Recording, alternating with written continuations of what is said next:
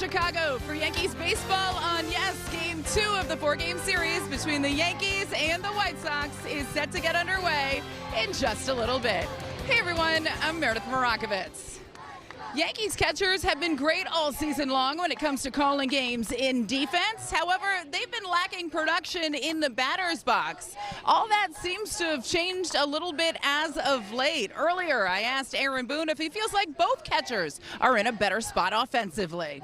In Austin's case, just gradually over the last few weeks, it's been getting better and better and getting back to just having a better rhythm and move at the plate to get himself into stronger positions, and he's impacted the ball some the way he's capable of. So we need that to continue, and Ali's done a nice job too, like coming up here and, kind of, thrusting himself into and entrenching himself in with our pitchers and just the run prevention side of things, and he's done a nice job too. He's held his own at the plate, and obviously a huge swing last night in kind of a wild game. And the numbers reflect that improvement. If you look at the last 14 games, they have a combined .282 average, 4 home runs, 8 runs scored, and a .951 OPS. Yankees hoping that trend continues when it comes to the catchers. It's going to be Austin Wells behind the plate tonight. Plenty more to come here on the Yes Network. When we get back, Anthony Kay will get the ball for the White Sox. First pitch next here on Yes. The Yankees baseball on Yes is brought to you in part by the New York Lottery. Play today and start imagining your win. By Nissan. Hop into a Nissan Rogue and hit the road to adventure. Shop NissanUSA.com. And by Optimum Fiber. Famously fast fiber internet. On a day like this, Chicago just shines. Just a beautiful, beautiful city. And Joe, I know you grew up in the outskirts, but this is my favorite, the second favorite city in the world for me after New York. Yeah. I just love Chicago. It's beautiful. It looks like you have, ocean property right there. I know it's Lake Michigan, and it's just a town that has a lot of action and energy. It really is, and you went to school here. You sucked every bit of life out of it. I loved it. It was a great place to live, but now I've moved to warmer weather, Michael. I got you. I got you. Well, the White Sox take the field as we are moving closer to Game 2 of this 4-game set. There I am on the mound. Kay will get the start, and let's see exactly the Yankee lineup that he's going to face. Paul Goldschmidt leads off. Ben Rice to DH. Ahmed Rosario plays third, and he'll bat third. Cleaning up the right fielder, Jasson Domínguez. He's done quite well against lefty pitching this year. Trent Grisham in center field. Anthony Volpe plays shortstop. He'll bat 6th. Batting 7th, the second baseman, Jazz Chisholm Jr. Max Schuemann's in left again, and Austin Wells will catch, and he's going to bat 9th. We see the numbers on Anthony Kay. Not really high strikeout totals, somewhat of a high walk, but he's kind of found a home here for the White Sox as he has been all around the world to pitch. But let's check out the Nissan Pitchers Scouting Report on Anthony Kay. Get some popcorn. When it comes to pitchers who have thrown 90 innings, in the AL, he's #1 in pitches per inning, 18.3. So innings aren't so quick. Small adjustments, Michael, pay big dividends sometimes. Through April, he had an ERA of 6.12. Before it started in May, he moved towards the first base side of the rubber, and his ERA since then has been 3.56. Sweeper versus lefties, it's pretty good. It's pretty tough on him. They're only hitting 192, so don't let him get you in that count. Take a look at the defense behind him, brought to you by your local Tri-State Genesis retailers. Antonacci, Peters, and Montgomery left to right in the outfield. And we'll take a closer look at Tristan Peters. He's our Car Shield defensive player profile. +9 outs above average this season. That's tied for 4th best among major league outfielders. The umpire behind the plate is Roberto Ortiz. The umpire scouting report brought to you by your local Kia dealers. 75 pitches challenged, 45 overturned. It's considered a neutral umpire. Fewer low strikes and more high strikes called on righty batters, and Roberto in his 11th big league season. Kay's ready. Goldschmidt's ready.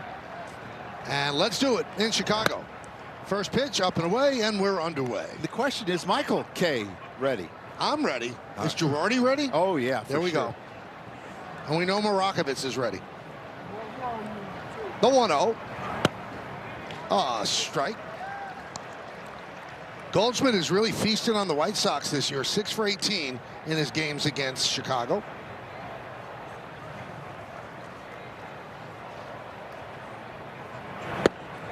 Now remember, he had that 0 for 34 slide, but since then 11 for 41 as he's kind of found his groove again. Leads off quite a bit when the opposition starts a lefty. 2-2. Kay is 31 years old from Stony Brook, New York. 6 big league season. Last 2 seasons in Japan with the Yokohama DNA Bay Stars. And down goes Goldschmidt for out number 1.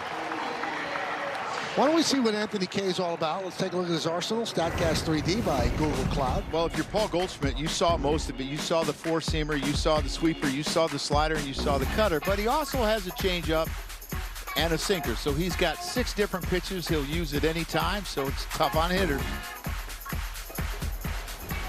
There's Ben Rice. 1-0. 275 overall, 265 against left-handed pitching with an 844 OPS. So that does not neutralize him.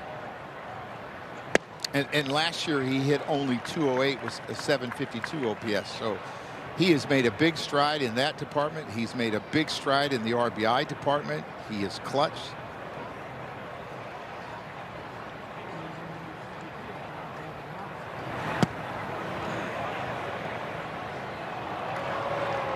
Allen's cool how he does that, right? It's just kind of calm and relaxed. I think he might be your favorite. He's up there. Yeah. I told you he wouldn't throw you out. He would diffuse the situation.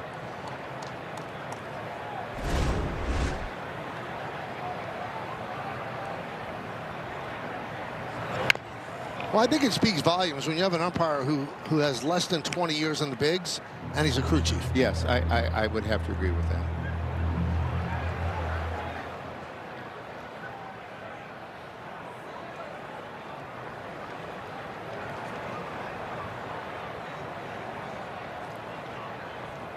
Two. Swing and a miss. Rice down on strikes. Yeah, he gets you with those breaking balls going away, and then he runs the sinker in on you. He was trying to actually go away, and it ended up middle in, and he's got good movement on that as well. Michael, I'm hoping that double off the lefty last night gets Rosario going again off of lefties, because his splits are all mixed up this year. It's like Bizarro world. Yes. So lifetime a 291 hitter against lefties. That's why he's on this team. And this year he's 208 against lefties. Jasson Domínguez, the same thing. Big cut. 0-2. I guess that's how you get even Steven.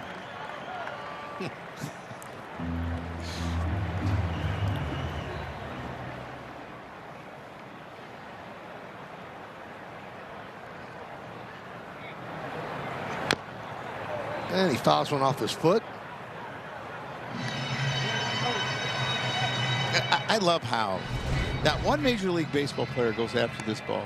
They just know that the bat boy is going to come out, and that's not a good way to start your day.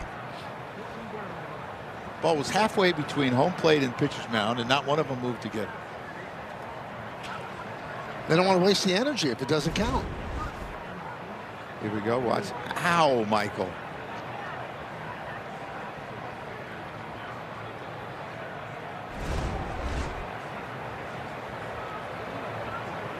And the 0-2. 1-2. Gerrit Cole getting ready to take the mound for the Yanks.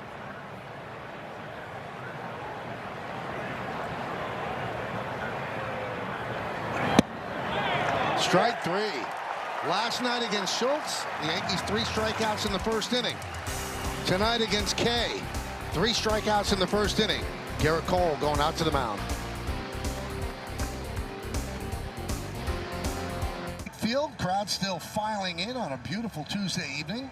Gerrit Cole's on the mound, taking his warm-ups, and this is the lineup he's going to face Antonacci, Murakami, and Vargas at the top of the order. Then it's Colson Montgomery, DH Andrew Benintendi, Braden Montgomery in right field, bats 6th. Tristan Peters in center, Chase Meidroth, the second baseman, bats 8th, and Drew Romo will catch, and he's going to bat 9th. See the numbers on Gerrit Cole coming off a really good start against Pittsburgh. The ERA is pretty good, but let's check out the Nissan pitcher scouting report. Just like old times, I remember Gerrit Cole having that great four-seamer. In the last 2 games, hitters are 3 for 24 with a 37% whiff rate. He's locating it where he wants, and he's getting the carry. Been there, done that. He faced this Chicago White Sox team on June 16th. 16 innings pitched, gave up a run in the first and the 6th. Yanks won 12-2. Antonacci takes a strike. And quality from the get-go. Hitters are hitting on his 0-0 pitch 136. The league average is 334. He makes a quality first pitch.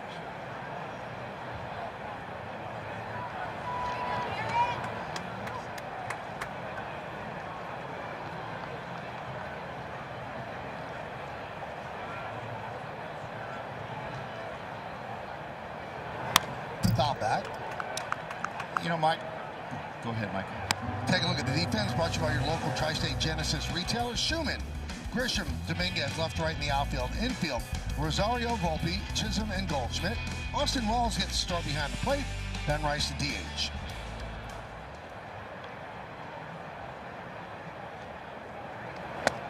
You know, Michael, I was saying, if you wonder why this team is doing so well offensively, you look at Antonacci and Murakami. Against right-handers, 397 on base, and then you look at a 382 on base. And then Murakami has a ton of power. He got really good power, and Colson Montgomery, who's hitting 4th, and Miguel Vargas is having a great year.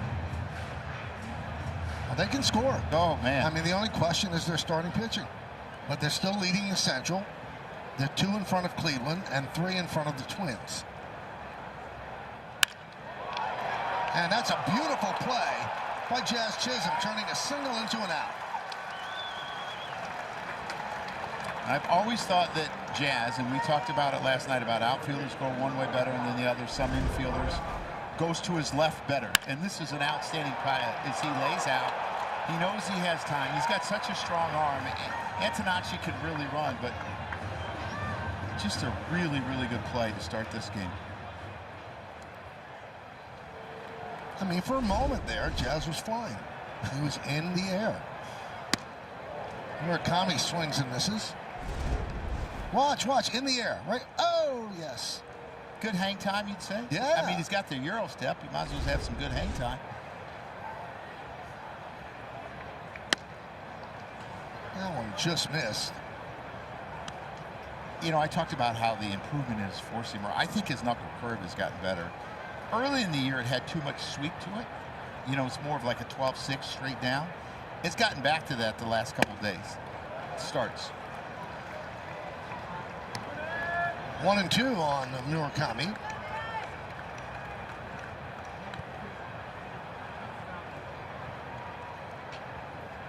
See the average against four-seamers in the last 4 starts. And, you know, sometimes I think we lose sight of the fact he didn't pitch for a year and a half.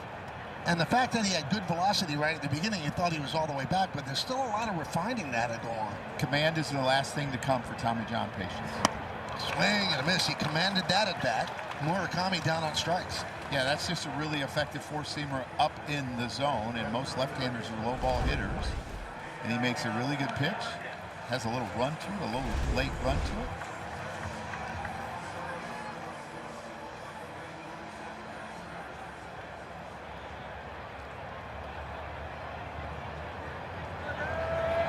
Here's Vargas.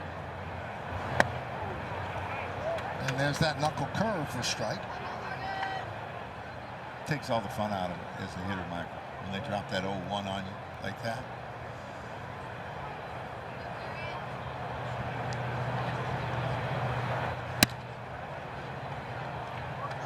Dialed the fastball up to 98 there. Does that seem really loud, the pop on that mitt? It did have some resonance to it. Yeah.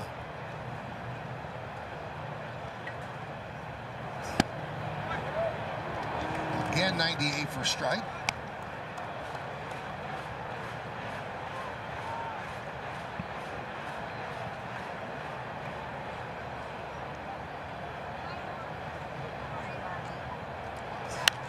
Foul back.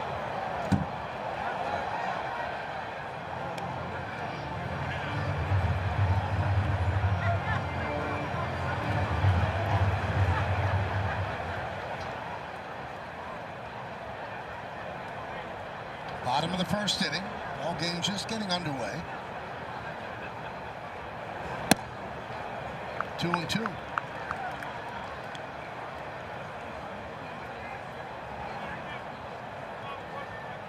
Vargas, when you look at his numbers, he's a pretty good breaking ball hitter. He's a really good off-speed hitter. Fastball's not so much. Down the right field line. In the seats over the screen. And a nice catch.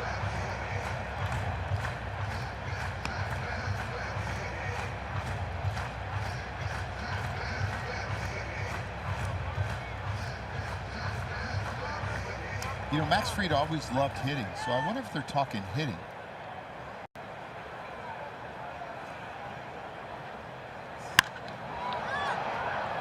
Left side, popped up, shallow left field. Volpe is called off by Schuemann, and Schuemann makes the catch as Gerrit Cole works a 1-2-3 inning. We're through one in Chicago. 0-0.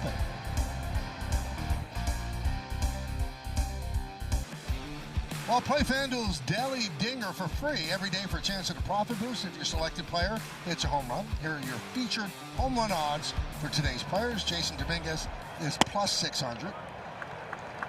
And Trent Grisham is plus 440. Somebody's got a feeling about Trent taking K deep tonight.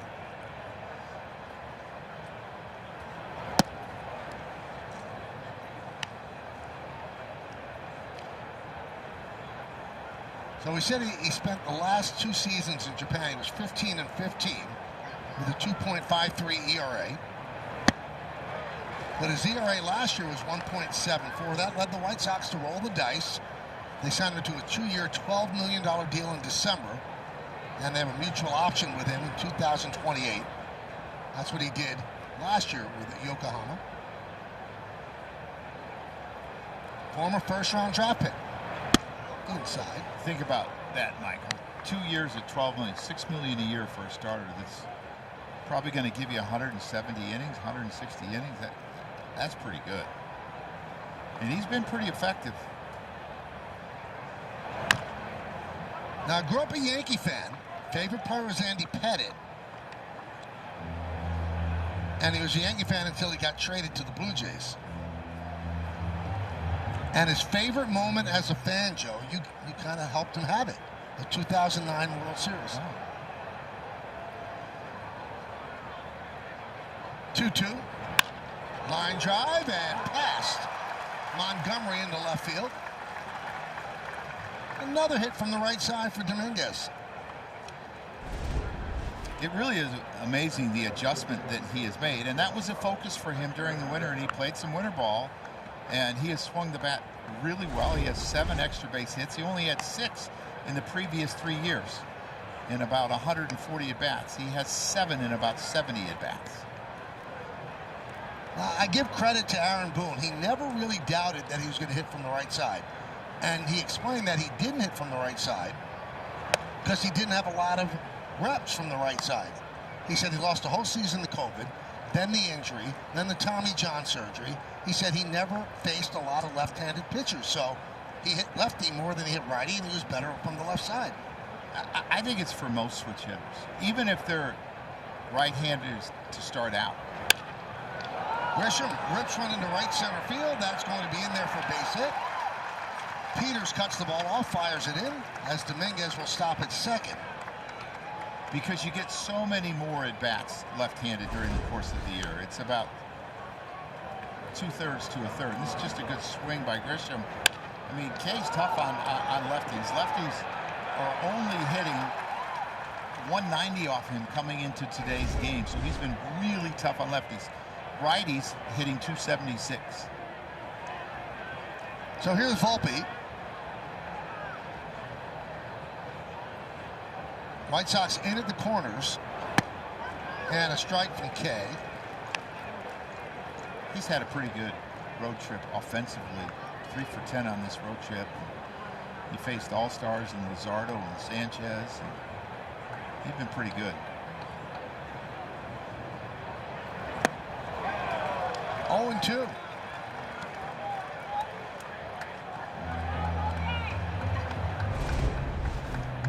Yeah, this is an outstanding changeup. You see the depth on that. He has plus depth on his changeup, his slider.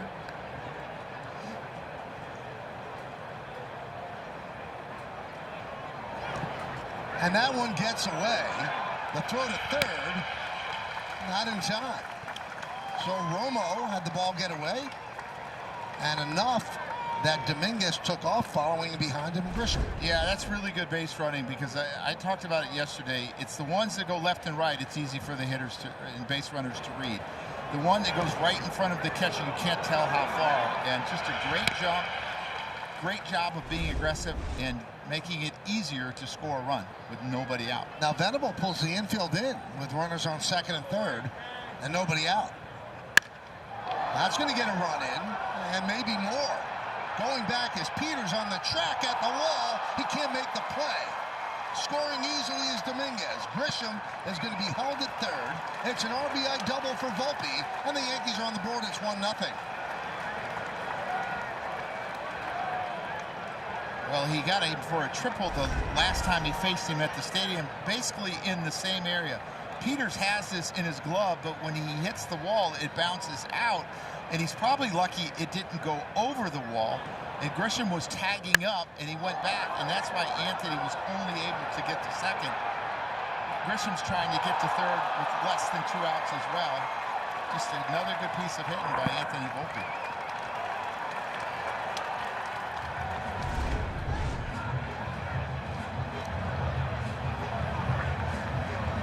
So Volpe with his 18th ribby, and having some laughs with the second base umpire, Alex McKay. You know what, Michael? The infield's still in.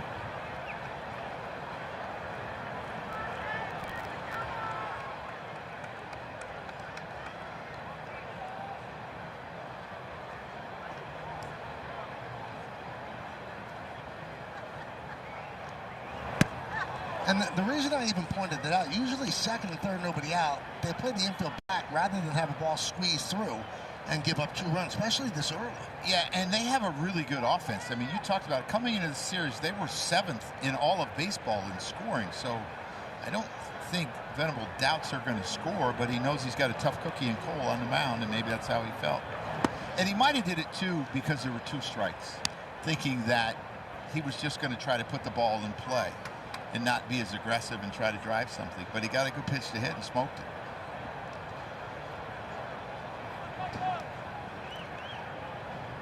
There's Will Venable, probably the favorite right now for American League Manager of the Year.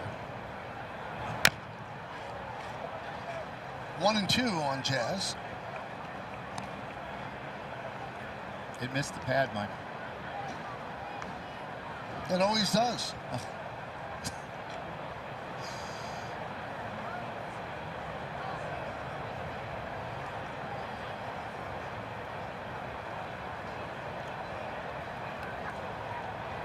Grisham's at third, Volpe's at second, still nobody out.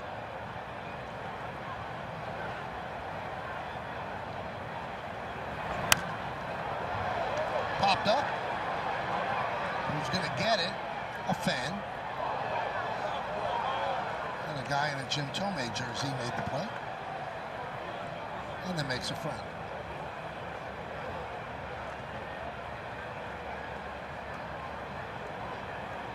He dropped a lot of things. His hat flew off. His glasses flew off. Made the play, though. Made the person next to him happy.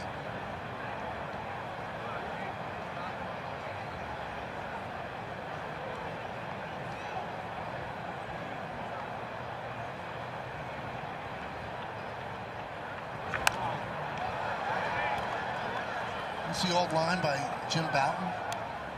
You grow up thinking that you grip the baseball, but then you find out the baseball grips you.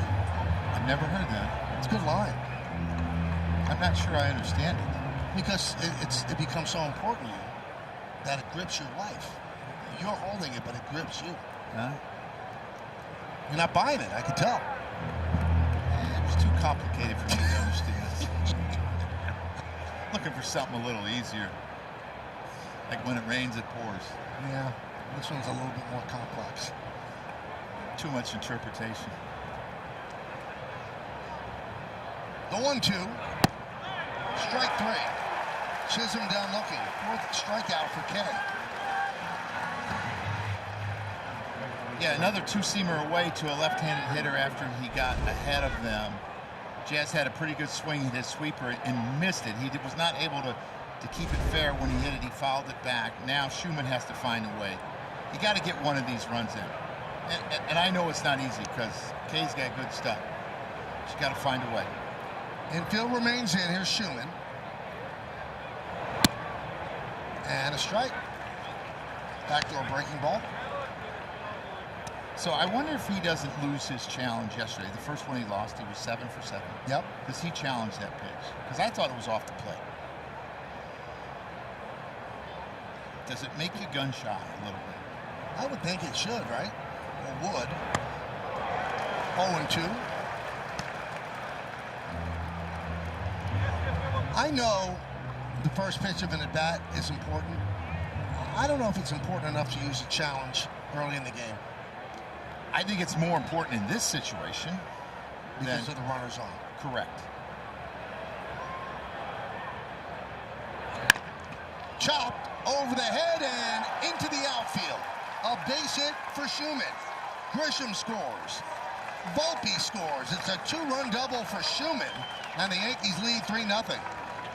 You know, we've talked about how he contributes whenever he is in the game. He has about a 360 on-base percentage against left-handers. He had a tough night last night. This is a big hit, and I know it's a chopper, and it looked like they had a pickoff play on. I mean, the White Sox catchers are aggressive, and they will try to pick you up, but he hits this high chopper over Vargas's head. That's a big hit.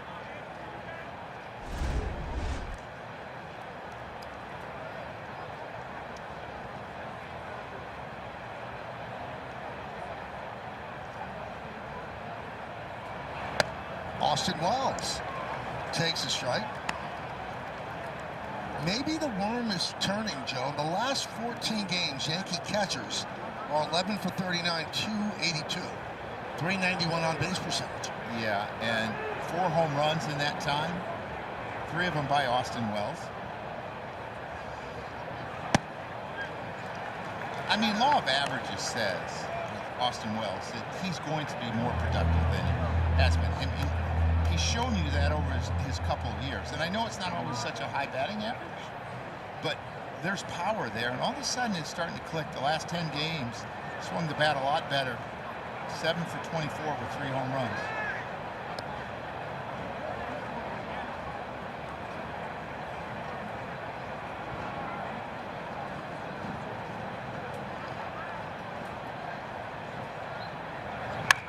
And there's a line drive right to Murakami with the second out.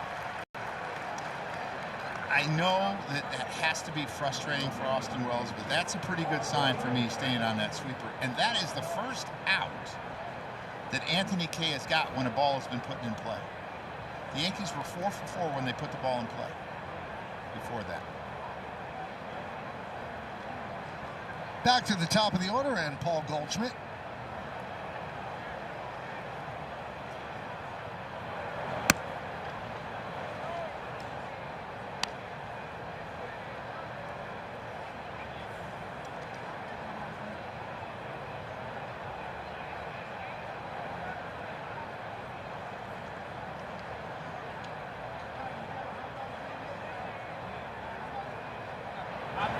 Inside.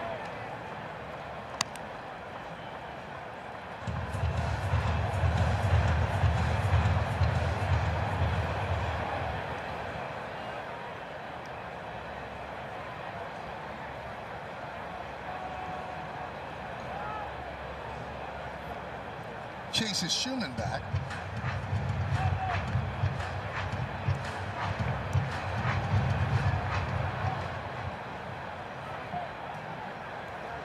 So Cole getting some offensive support early.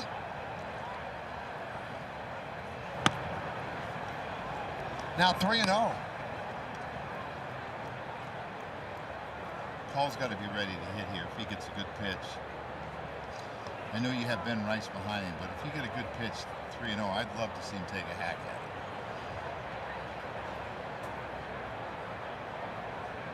it. And he takes a strike. Pretty good 3-0 pitch there.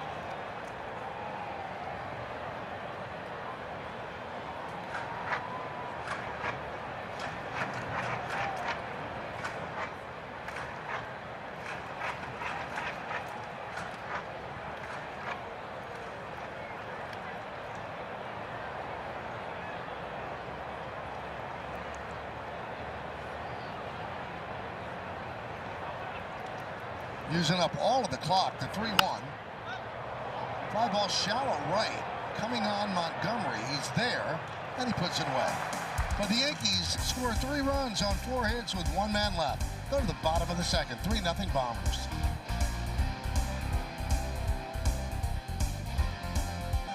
Welcome back to the South Side, where the Yankees lead the White Sox 3-0 as we head to the bottom of the second. Michael, you made the comment in the first inning that sometimes you forget that this is Gerrit Cole's 12th start since coming off the injured list. He's been pitching so well since he's been coming off that IL. When I spoke to pitching coach Matt Blake about that earlier today, he said he just feels like even though Cole got some early success, he feels like he is getting better and better as this season is going on.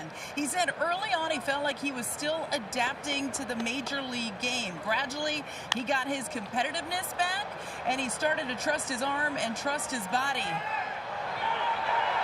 Oh, look at that. Look at Gerrit Cole. He called off Austin Wells and handled it himself. Michael, he also trusted his ability to field right there. How about it? You don't see that often, Joe.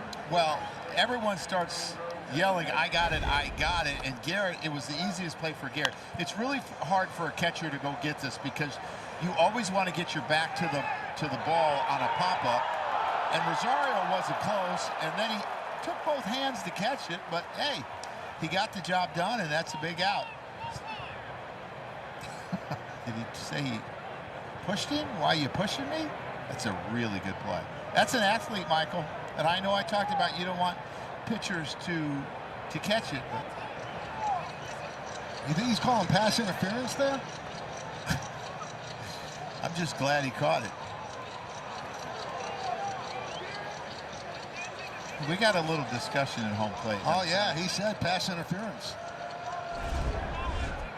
A discussion at home plate, and Aaron Boone joins the talk. What could this be about?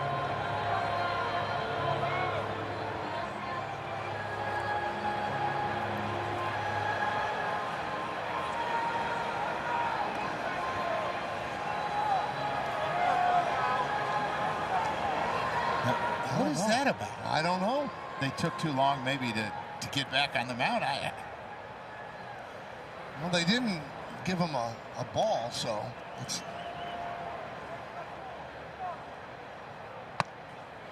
Oh, a strike.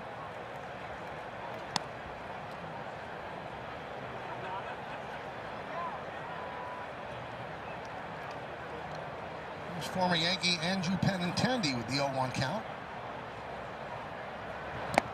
2 for 5 off the Yankees this year. He's got 2 home runs, 5 RBIs. Both of them are home runs. He got Cole and he got Duvall.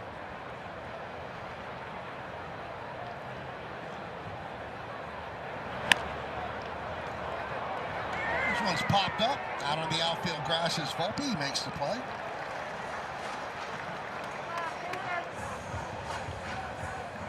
I'm looking up on the board, Joe, because I'm trying to figure out what that could have been. And do you think maybe they charged Wells with a mound visit? Yeah, that's what I think. I think that's a good call, Michael. Let's see if we can find on the board mound visits. Yeah, but they had that at Yankee Stadium. They only have the ABS up here. They do not have MVR. Mound visit remaining. Oh, it's somewhere on a board. Montgomery swings and misses.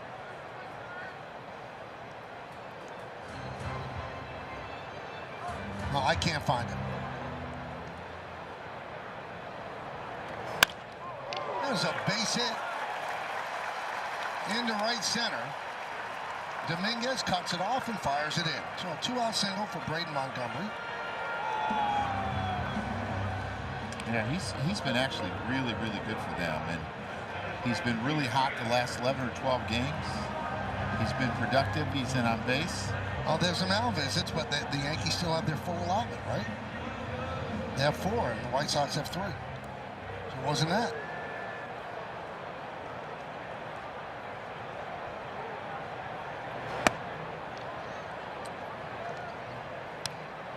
Now, according to the MLB website, Joe, Cole was charged with a pitch clock violation, but we didn't see him giving a ball. No. Unless they just didn't put it on the board. I would like to watch that whole play again and say, okay, how do you charge him with a pitch clock violation?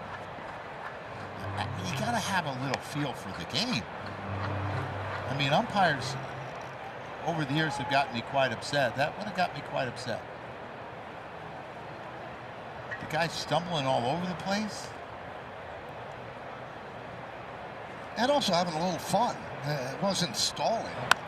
And he didn't throw the ball around, did he? No. I don't think so. He could have done that. And there's the clock. Yeah, I mean, Wells was talking to him.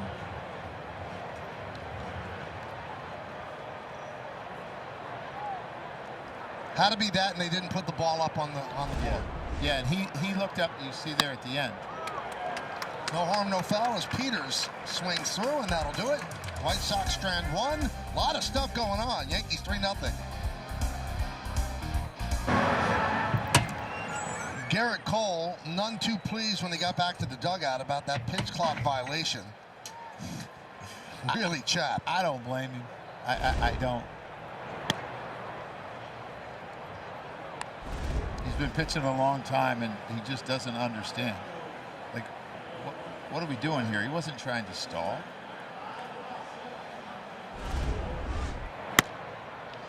Michael, that would have either got my finger up. Tony Pena always said when I put my finger up, you're going to see what he's saying. I've been pitching for 14 years. I know what I'm doing. When the finger went up, Tony Pena said, I knew you were going to get tossed.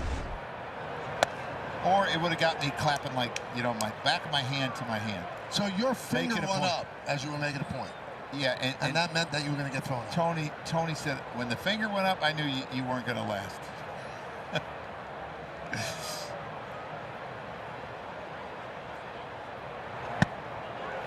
2-2. His sinker's been giving Ben Rice some fits. He's thrown him one inside more than that, and it's just that late depth that he has on it. He has more than average depth on that pitch, and you can see why the White Sox like his stuff.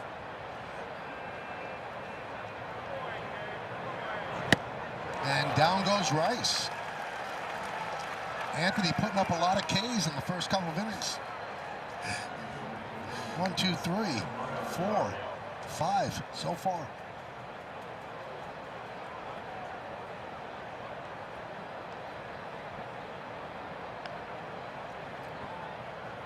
Joe, did you know that Anthony K is just the second K to play in the big leagues? No, I did not. Spelled K-A-Y. K-A-Y, right. Yes. Bill K played 25 games as an outfielder with the 1907 Washington Senators. And now there was a Justin K, but with an E at the end. Pitched for the Mariners in 2002. That one is drilled in the left center field. Long run for Peters, and he runs it down. Rosario hit the ball well. Looks like he was just gliding after that ball. We have a great vantage point watching him from behind home plate up, I don't know, 4 stories. He's just gliding after that baseball. He gets there really easy. I see why you highlighted him on the defense. Oh, yeah. Here's Jasson Domínguez, started the Yankees' 3-run rally in the second with a leadoff single.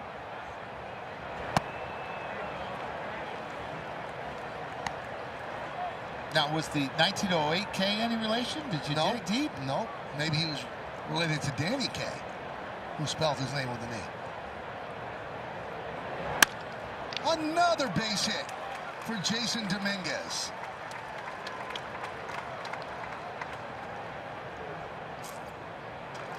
A 2-out single.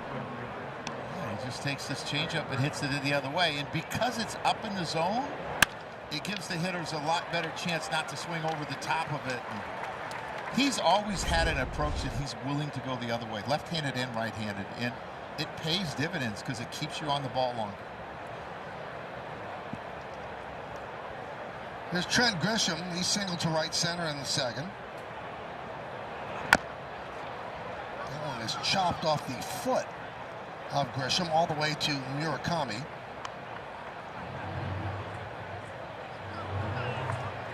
Had a lot of those already. It's a sink in his pitches, the changeup, the fastball.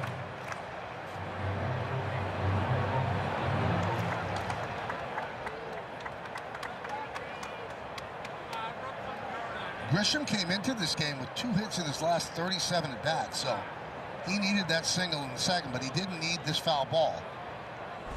So they'll come out and check on him. Right on the top of the instep. Vargas hit one there correct, and now Grisham. Yankee athletic trainer Tim Lentic out there.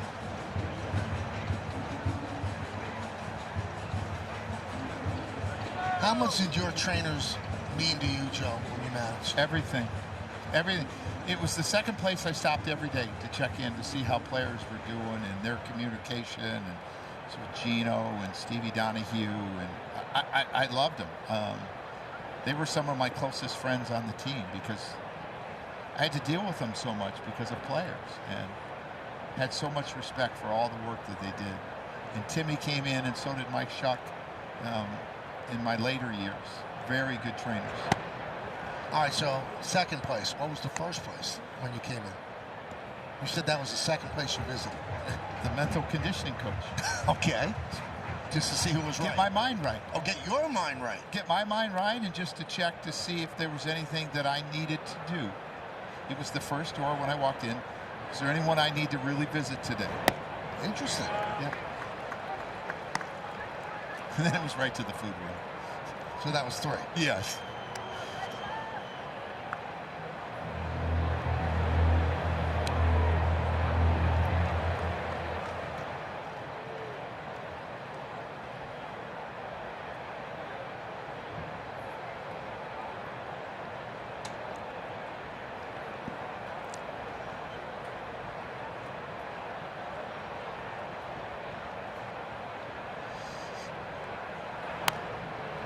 Foul back, right in on the hands.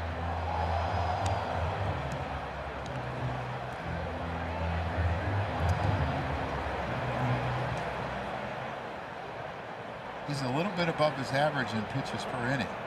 Average is 18.3. He's at 19 right now. Yankees have made him work.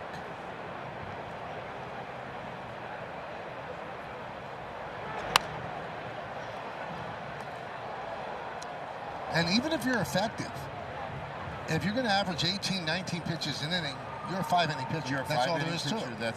it. You are absolutely correct. And it's not like he doesn't get outs a lot of times. They're just long at bats. And he's got stuff to put hitters away, but they seem to foul a lot of pitches off. They must see his pitches. Ground ball second base. Meidroth is there, and that'll do it. No runs a hit. 1 man left. Let's go to the bottom of the 3rd.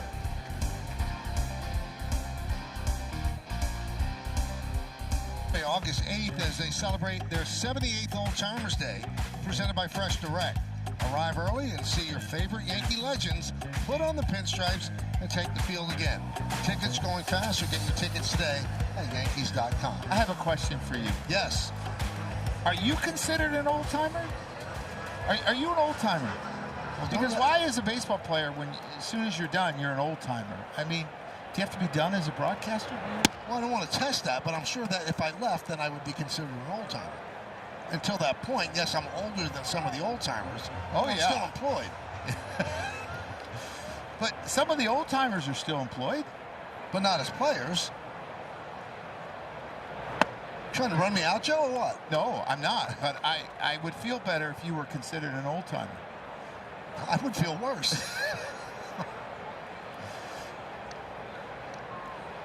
The 0-2. It is weird. You know, I'm so honored that they allow me to.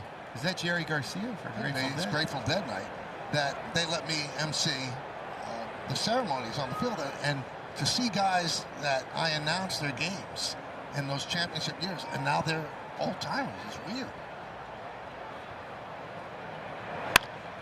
Chop right side. Jazz.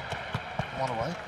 There was one year that the old timers game, and I was managing at the time for the Yankees, that the middle infielders for the old timers game were younger than my shortstop and second base. So that was in the later years of Derek. Yes. Who was your second baseman? Brian Roberts. Wow. We had like Homer Bush, and I don't remember who the shortstop was, and I'm like, you guys are younger than the guys on the field.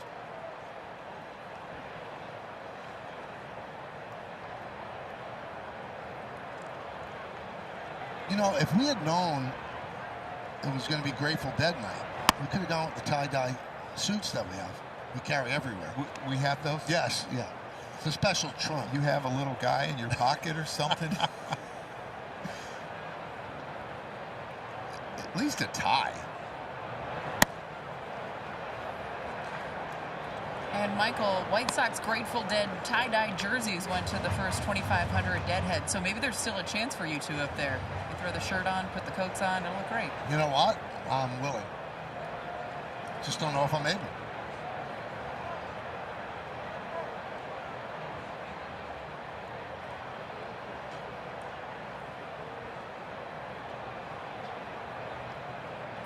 Are you a Grateful Dead fan? Yeah, I like their music. I'm not a Deadhead. Mm-hmm. My wife was a huge Grateful Dead fan. Really? Yes, Kim was.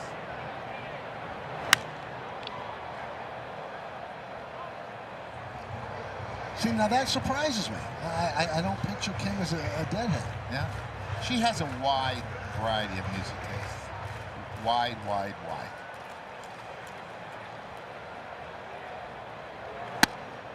Strike three. Romo down looking. Third strikeout for Cole. Perfect pitch. An outstanding four-seamer that just locks him up inside. Velocity's good. Location is good.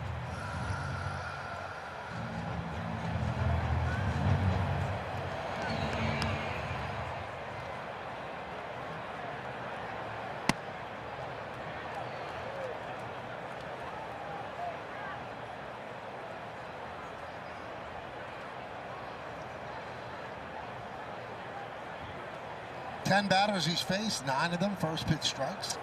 That is huge for him, and it allows him to keep his pitch count down. You see 36 pitches. 2 2/3 innings. That's great. Antonacci fouls it away.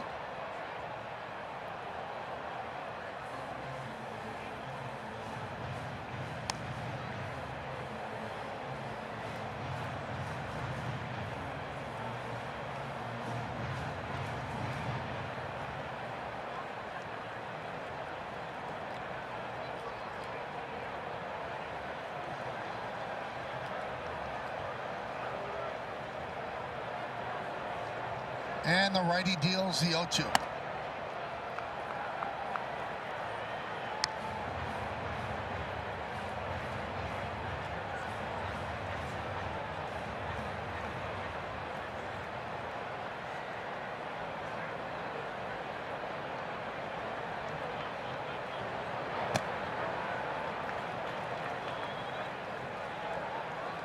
Puts tough at bats on you. He gets deep into counts. Hits the ball hard. His power has started to show up a little bit. He's hit some home runs lately.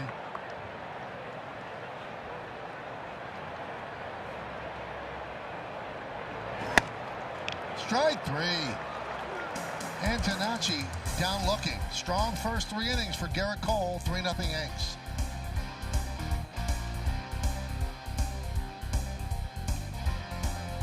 Let's check out one of today's player props brought to you by Bet365, where winning is everything. Anthony Volpe to hit 1 or more home runs is plus 800. So he leads off here in the 4th. Gerrit Cole has been strong through 3. And K deals a strike to Volpe. Volpe's worn out the White Sox this year. He's 7 for 14. He likes White Sox pitching.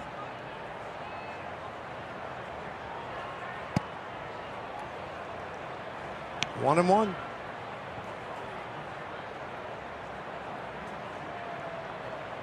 So the Yankees come into action today, 2.5 behind Tampa Bay. Tampa Bay was off yesterday. Yankees gained a half game. But the Rays have won 6 of 7. And then you have Boston, who's behind the Yankees. They've won 18 of 20. They've won 11 in a row on the road.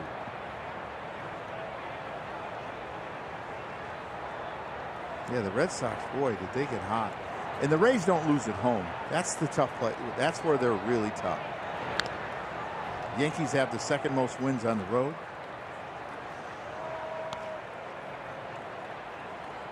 .34 and 23. Only LA has more wins at 36 on the road.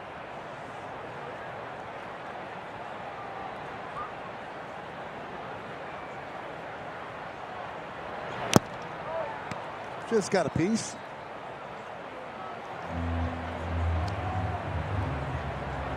It's interesting for the Yankees after this road trip, which ends August 2nd. 19 road games left. Yep.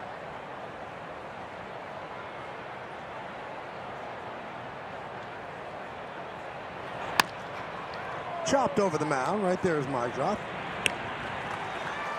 1 away.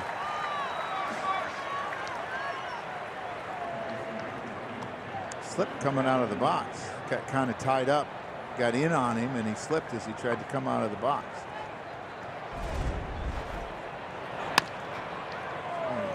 Back foot went back, and there he went.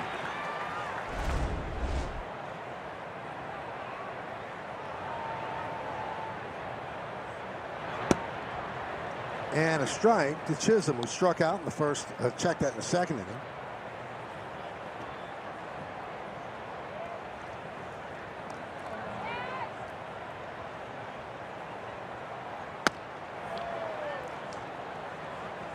Yesterday, I don't know if I was more impressed by the double that he hit to make it 3-3, or his bunt single in the 8th would set up a huge inning. When he's struggling, I would love to see him bunt a little bit more, because he's going to steal bases. I mean, there's no doubt about it. One more, and he has 3 years in a row at 30. So anytime he can get on, it becomes really important.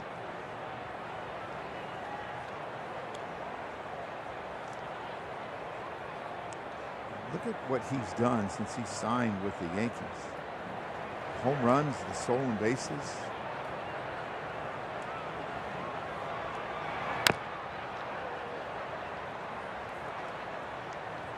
He's 1 stolen base away from 30 for the year. And you would say, Joe, that this has not been a great year for him. No. But then you look at what it would be over 162 games. He's going to be close to a 30-30 guy. Probably 25-30. Yes. And he's even admitted of late that it has not been a good year.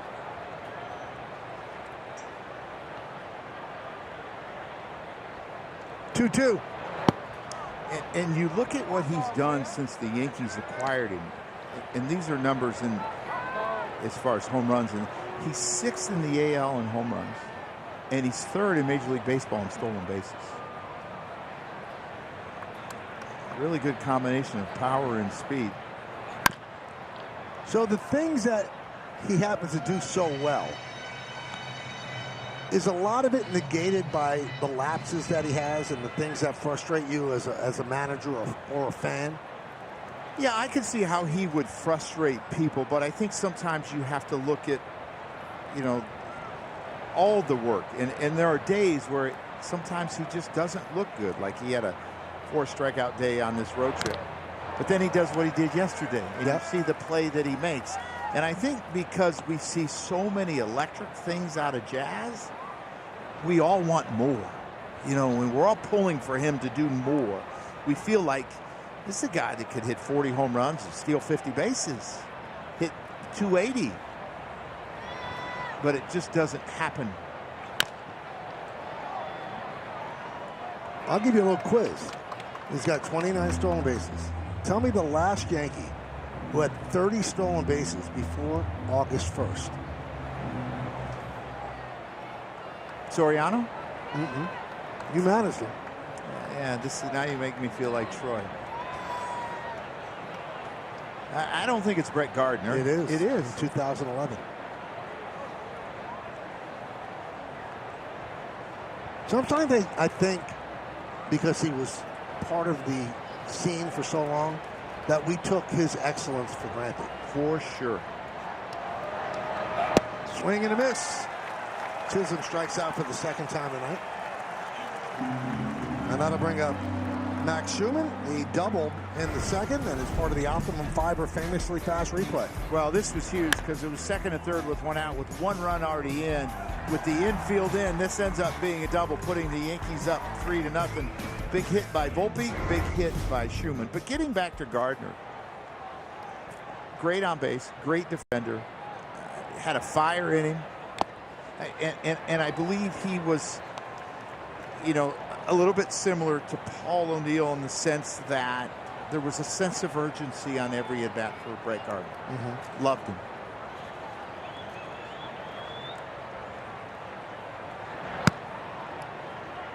Now, we all know that he and his family have gone through an unbelievably tragic time. But at some point in the future, I would love to see him come back for Old Timers Day so he could receive the love from the fans that he would absolutely get. Yes. Fans loved him. I don't know how you couldn't love him the way he played. And that's what you want out of a player. Right. I mean, he had so much fire and he was tough and he played every day and he just did everything that you wanted from a player. And Joe, his teammates absolutely loved him as well. He took a lot of guys under his wing, especially early on, including Aaron Judge, who actually lived with the Gardner family for quite some time. Kind of showed him the way how to be a big leaguer, and certainly that worked out. As we head to break, Yankees leading the White Sox 3-0. We'll get to the bottom of the fourth when we get back.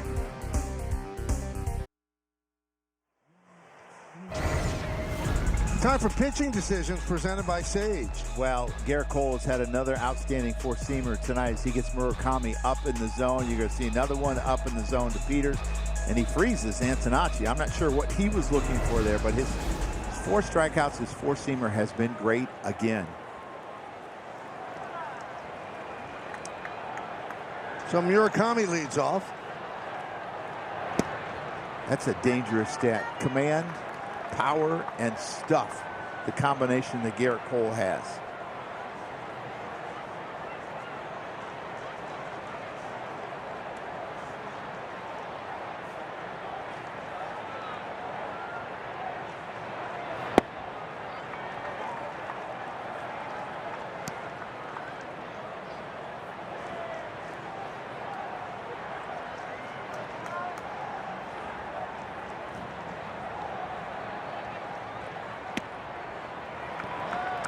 Tell you what, he has such a patient approach. You see him take pitches, really high walk rate, a really high slugging rate against right-handers at .602, 5th in Major League Baseball. All right, so it's hard to prove a negative, but what didn't Major League front offices see that this guy was not highly pursued after all the success he had in Japan? Not really sure. Maybe the high strikeouts? Yes. Lined, and it's a fair ball down the right field line. Kicks off the wall, played out there by Domínguez.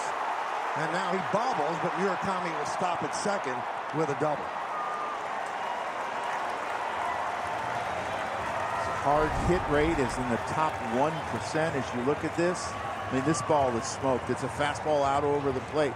And you see how he stays behind the ball. He has a little elevation in his swing. Hits off Domínguez's toe, but Murakami doesn't run great. Maybe you know, they didn't think he would fit in defensively. I'm not sure. Like, this is a really good swing. And when I look at his overall numbers, Michael, his walk rate, his hard hit rate, I don't think this is a flash in the pan. Right. I don't. They signed him to a 2-year, $34 million deal. A lot of people shied away. They did not pursue him. Count 1-0 on Vargas. First runner in scoring position against Cole. It came on his first 3-ball count of the evening.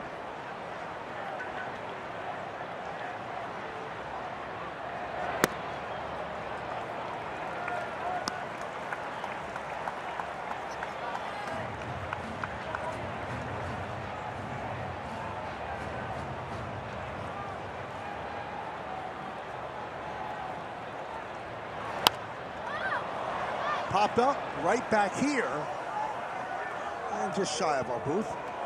Wow, you have unbelievable trust in me, Joe. You didn't even look up. I did look up and I saw it wasn't going to make it here. Believe me, I don't have that much trust. I get carried away here.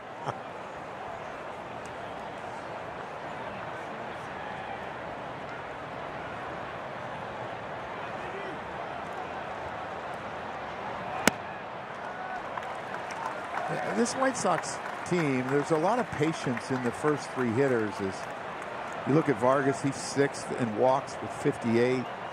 He's not being over aggressive in this situation to try to drive the run in. He's making sure he gets a good pitch to hit. Now he walks Vargas. So 2 straight 3-ball counts for Cole, his first 2 of the evening.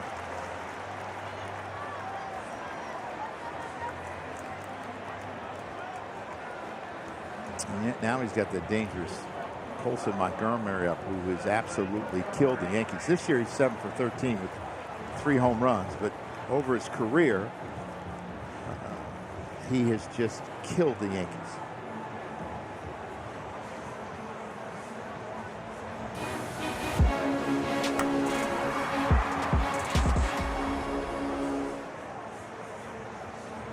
Long conference on the mound, so Roberto Ortiz had to go out and break it up. And Michael, he has 5 home runs and 38 at-bats against the Yankees. That's a pace of over like 60 for the year.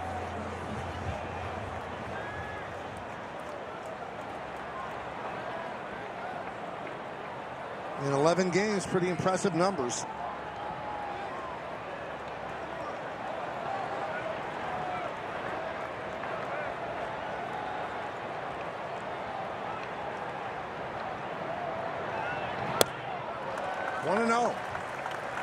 Yeah, it's amazing sometimes how a pitcher will just kind of lose his command and get some bad counts. And that's kind of what's happened in this inning. He's still really 1 pitch from getting out of this inning in a sense if he can get a double play ball.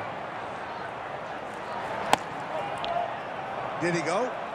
Yes, in that one, Porter. Big crowd here at Wright Field. Didn't love this call. Let's see if...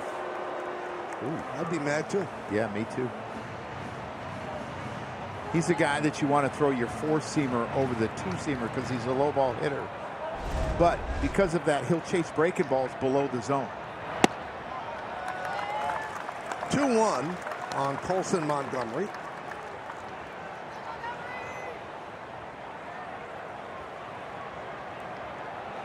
Andrew Benintendi on deck.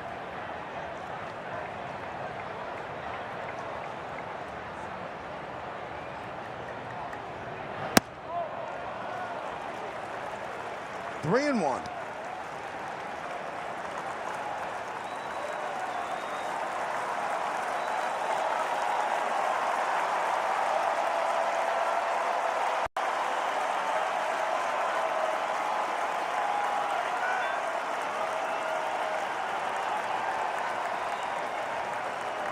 I don't think it's a sellout, but this is an enormous crowd, much bigger than last night. And the rain maybe scared some people away, but really nice turnout for Tuesday night.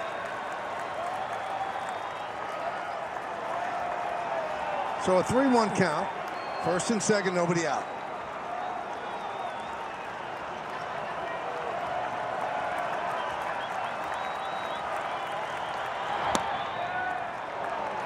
laid that pitch in there for a strike. Threw him a slider. Yeah. I mean, the book on him is he swings over a lot of sliders and struggles with sliders, but he has not so far. He's been able to take the ones that are down, and this is one that's up, that's backdoored. Got to find a way to make a pitch here. When I look at that up in the zone like that, Joe, was that a mistake? I think he's just trying to backdoor. They don't mind throwing high sliders if it's away. I think it's tough for hitters to hit.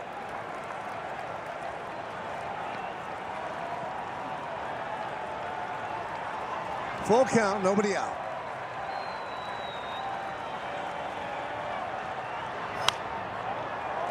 Fouled away. 99, Michael. A little extra on that one.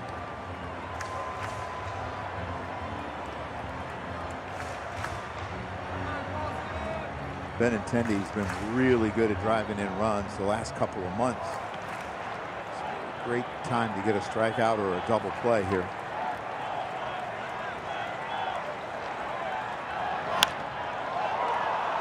High fly ball, shallow right. Domínguez is there to put it away. Out number 1. So Cole wins that battle. They got him on a four-seamer up in the zone, and Cole's MO is he's been a fly ball pitcher, only about 32% ground balls, and we've seen a number of fly ball outs and strikeouts. There's Benintendi. Now, he reached a milestone on Sunday. A lot of players put a lot of import on this number. Sunday, he reached 10 years of service time. And that's impressive. Of all the thousands and thousands of people that played big league baseball, a lot of them didn't reach 10 years. No. Aaron Judge and Sanchez just reached that mark. And his teammates have a little bit of a sense of humor because to celebrate it, they got him a bottle of Rip Van Winkle bourbon. A little joke because he's one of the team's oldest players, but he's only 32. I would have got him a rocking chair.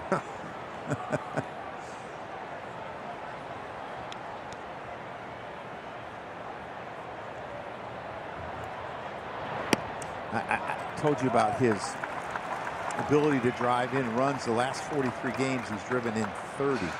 It's a pace of about 120 during the course of a season. So he's a dangerous hitter. I think he's always been a dangerous hitter. I think it hurt him to leave Boston because he drove the ball the other way so well. And that one is nubbed left side. Rosario to first. Got him as the runners move up.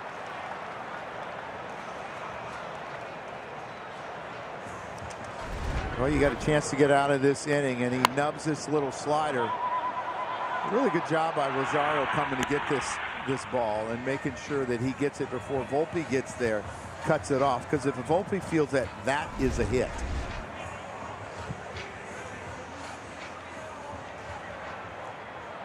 Here's Braden Montgomery.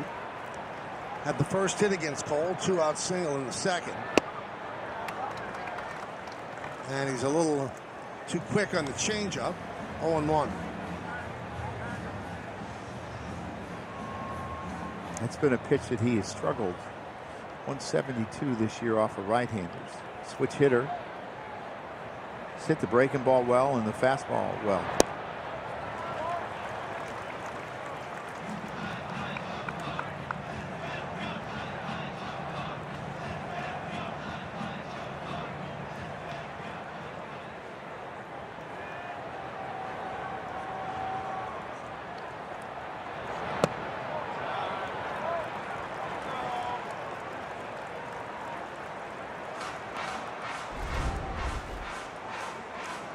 He does a really good job. He has a leg kick, but he gets it down fairly quickly, and he has no movement back. He stays on that backside really, really well.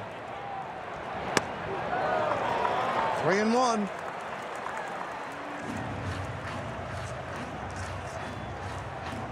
A lot of hitters don't like base runner on second dancing around like Vargas is because it may become a distraction. He's right in the line of sight for Braden Montgomery because he's left-handed. If he's right-handed, it doesn't matter. Just jumping up and down out there. Get your lead and be still. 3-2. So this is the 4th 3-ball count this inning. The first 3 innings didn't have one. Well, if you can get out of the inning, it doesn't really matter, and that's his 25th pitch. He's been really economical up until this point. If you get it out, you wash it, and you go back to work in the 5th.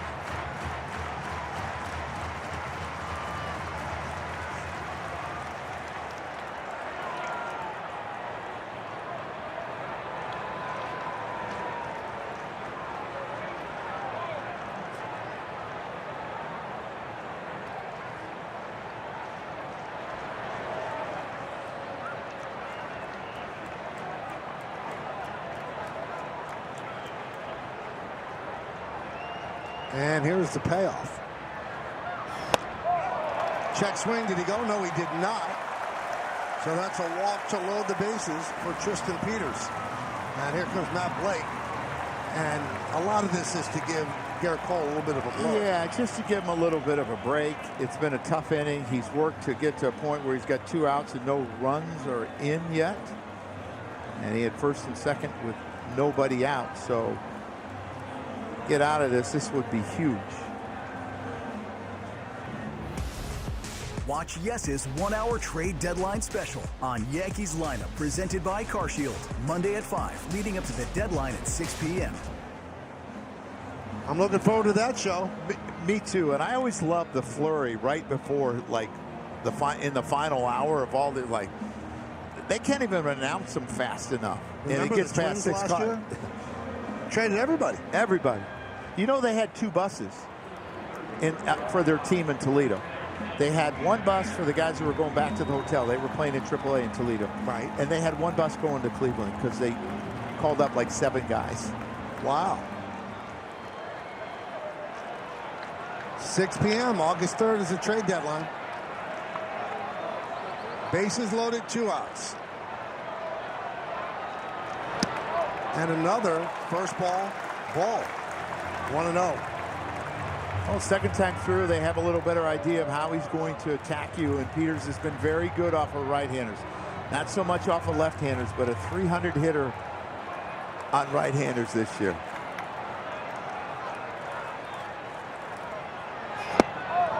Two 2-0. There's no place to put Peters. And I would think that he would probably throw him a fastball. So I would think that Peters would be really aggressive if it's in the zone.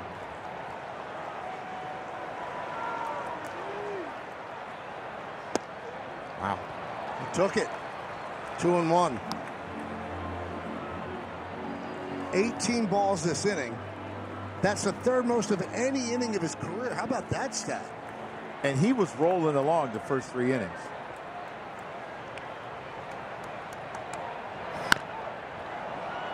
Two and two.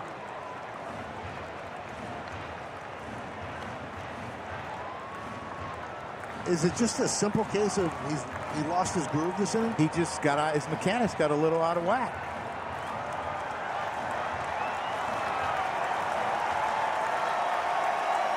Crowd getting pumped up. 2 balls, 2 strikes, 2 outs, bases loaded. 3-0 Yanks.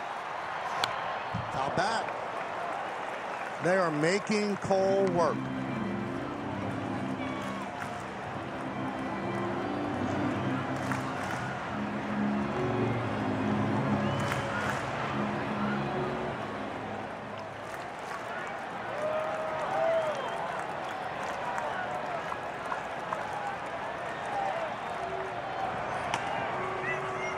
And Trevihi, scoreless inning yesterday. He's up.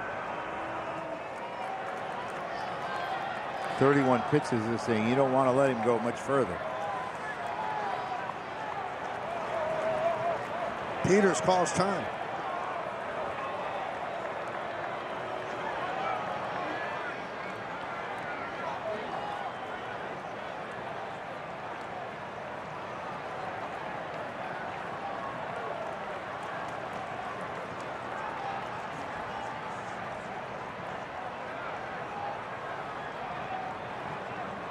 The pitch.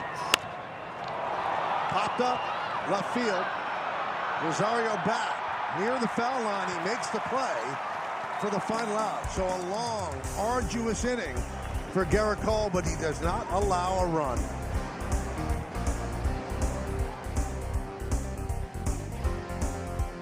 Authentic gear at MLBshop.com, from official jerseys and memorabilia to hats and hoodies. We've got the season covered.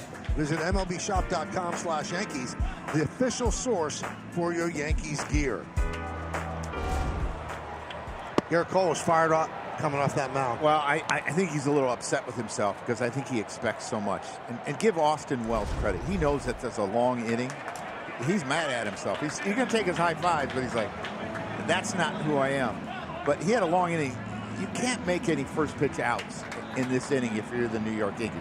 You got to give him a little breather, see if you can get him through 6 now. He's at 72 pitches. 32 that inning. Austin Wells with a fly ball in left field.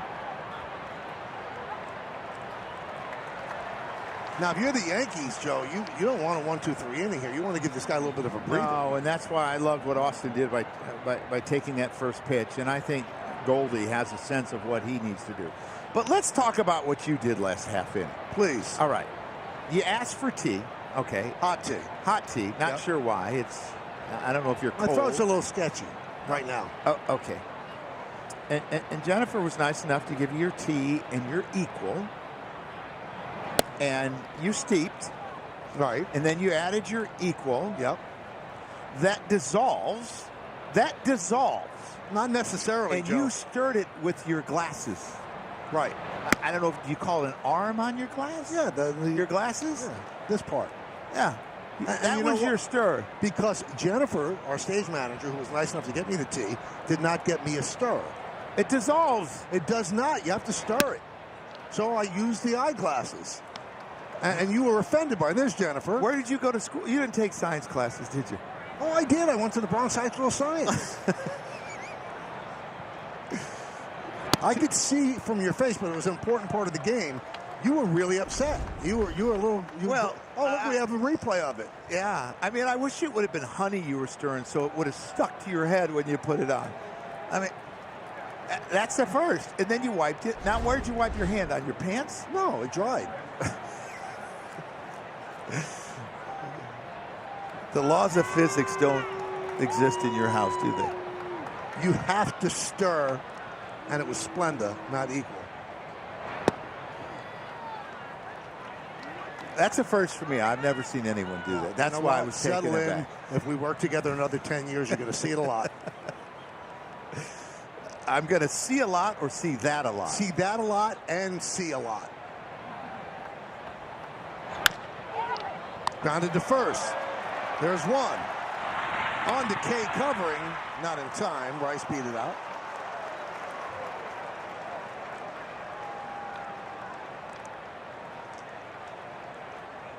So we were talking about why more teams were interested in Murakami. Well, I'm going to tell you, it's not his defense, because that's a really good play, a really good feed.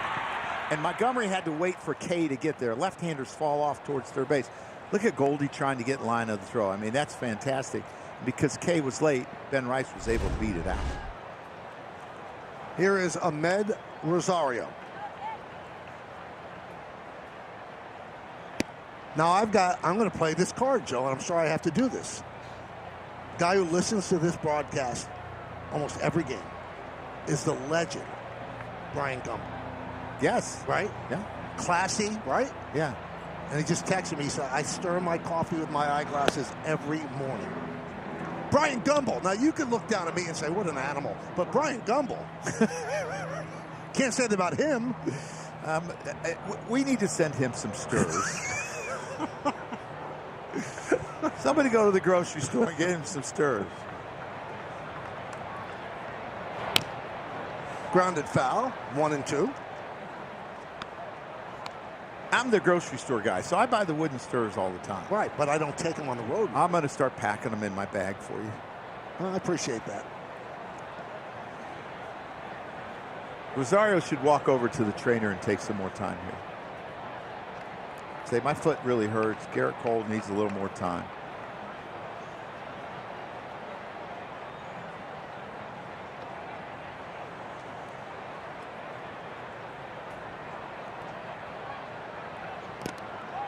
Check swing.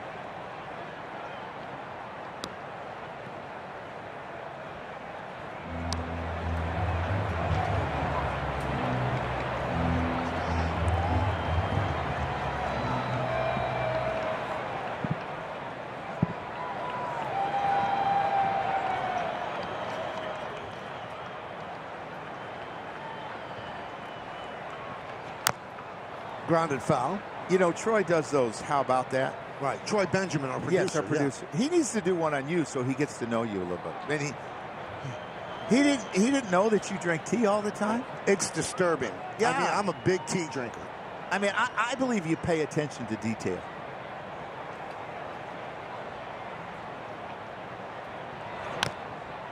It's a great at bat. Long at bat. Take your time. And Troy's become really defensive down in the truck here.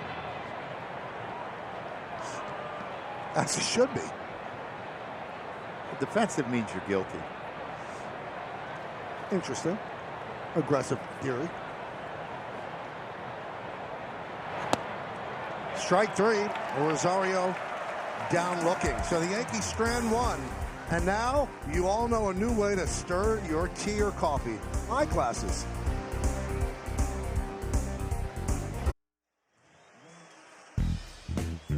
Tonight's injury report brought to you by Montefiore Einstein, the official hospital of the New York Yankees. Carlos Rodon expected to throw a 2-up live tomorrow. That'll be at Somerset. And he's been on the IL since July 7th, left elbow inflammation. And, Michael, a little news from the minors. Carlos Lagrange, who was dealing with that shoulder issue, started throwing again. He played catch today. I asked Aaron Boone whether or not he could potentially be an option here in the second half, and he said, look, we'll just have to wait and see. When I spoke to Matt Blake about it, he said time is not on our side there. Had he not been injured, it looked as though he was going to be a major consideration, especially after they moved him from starter to reliever. But now they are probably going to take this throwing program pretty slow for Lagrange. Who knows what can happen? Never say never, Michael. But it does not look as though he will most likely be in the plans. You know, I never do say never. So you don't have to preach to me, Meidroth. Well, I never thought you were going to stir your tea with your eyeglasses, but we learn something new every day. Look what you did, Joe. You turned everybody, including Meidroth, an ally. Thanks. Whatever works for you, Michael. I just reported what I saw. You're a reporter, journalist. I get it.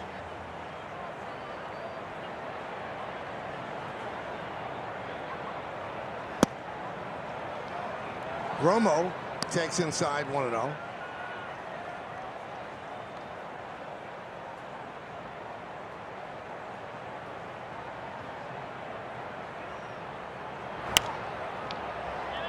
Fly ball shallow left field, coming on Schuemann, still coming on, and it's going to drop. They drop between Schuemann and Rosario, and the late entry there was Volpe. So a single for Romo. Yeah, Schuemann had to run a long ways, and I think it was tough to see, Michael. I mean, his route is a little interesting. It's that time of night where the lights haven't taken full effect. You see Volpe's playing so far up the middle, he can't get to it. Rosario was the closest. And now you got some big bats coming up, some on-base guys and some home run power coming up.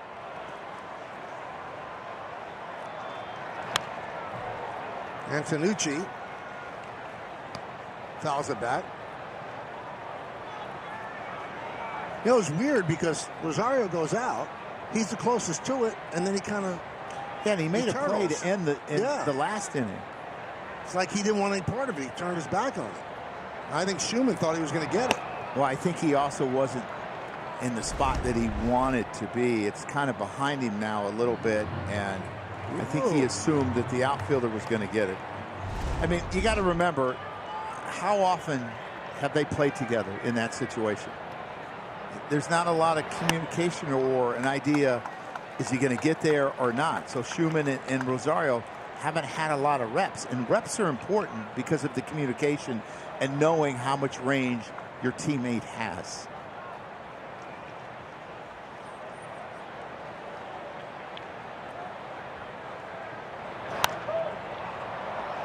Well, the Yankees want to win every game they can. Obviously, that's the way it works.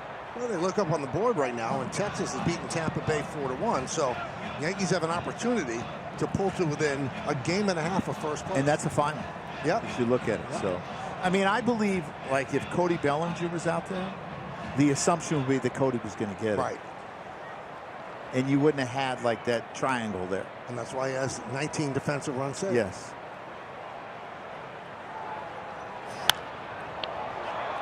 High fly ball, right center. Grisham makes the play. Out number 2.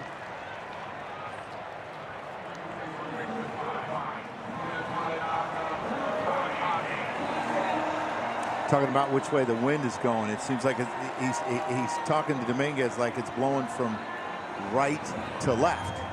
But when you look at the flags, they kind of look like they're blowing out when you look in the right field corner. Here's Murakami. 1 for 2. Let's see, how many spoons did we get here for you? 1, 2, 3, 4, 5, 6, 7, 8. Oh, that's good for tomorrow and the next day. 4-game set. I could take him to Wrigley too. Yes, please do. Somebody asked Aaron Boone today, do you remember being in one city other than your home city for 7 days in your whole career? And he said, no, I can't recall. Do you? I do. You do? Yes. How? With whom? I want to say it was here. That would be the one, right? Yeah, but not this year. I thought it happened one other time. I know as a player too. No, excuse me. As a manager, it happened too, and I absolutely loved it. And it might have been here.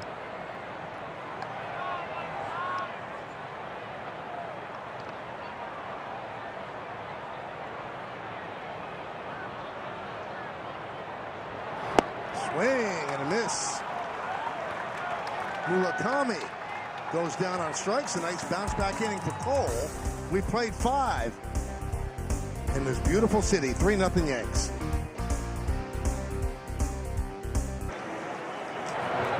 Well, thank you, Justin. Montefiore Einstein scoreboard, 3-0 Yankees. Anthony Kay gets Domínguez a swing and miss at the first pitch. Now, Justin just mentioned Steven Matz. And Anthony Kay went to Melville High School on Long Island, and that's the same school as Steven Matz. See if that got Domínguez. Yes, it did. He's going to take first base. So obviously they have a really good left-handed pitching coach. I don't know about right-handed. Oh, I don't know if I've ever seen a back foot slider hit the guy in the front foot. Let's go around the majors, Joe. Manny Machado has not had the best year, but last 14 games turned it on. Francisco Lindor hurt for most of the season and is working his way back, but the last 8 games, 3 3-hit games. He had 6 RBIs last night. Chris Sale, last 3 starts, 2-0, 1.69 ERA with 22 strikeouts. He's something else.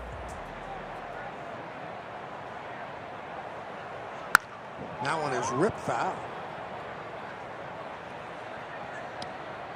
Think about the young left-handed pitchers the White Sox have had. They had him, then they had Gerrit Cole, guys that kind of started in the bullpen and then became stars. I remember Chris Sale came up. I mean, he was basically out of college. I was like, wow. And it never really worked out for him in Boston, and he seems like he's found a second life in Atlanta. Grisham with a high fly ball, fairly deep right center. And the catch is made just barely by Montgomery. Hustling back to first is Domínguez. That got really hairy there on the warning track.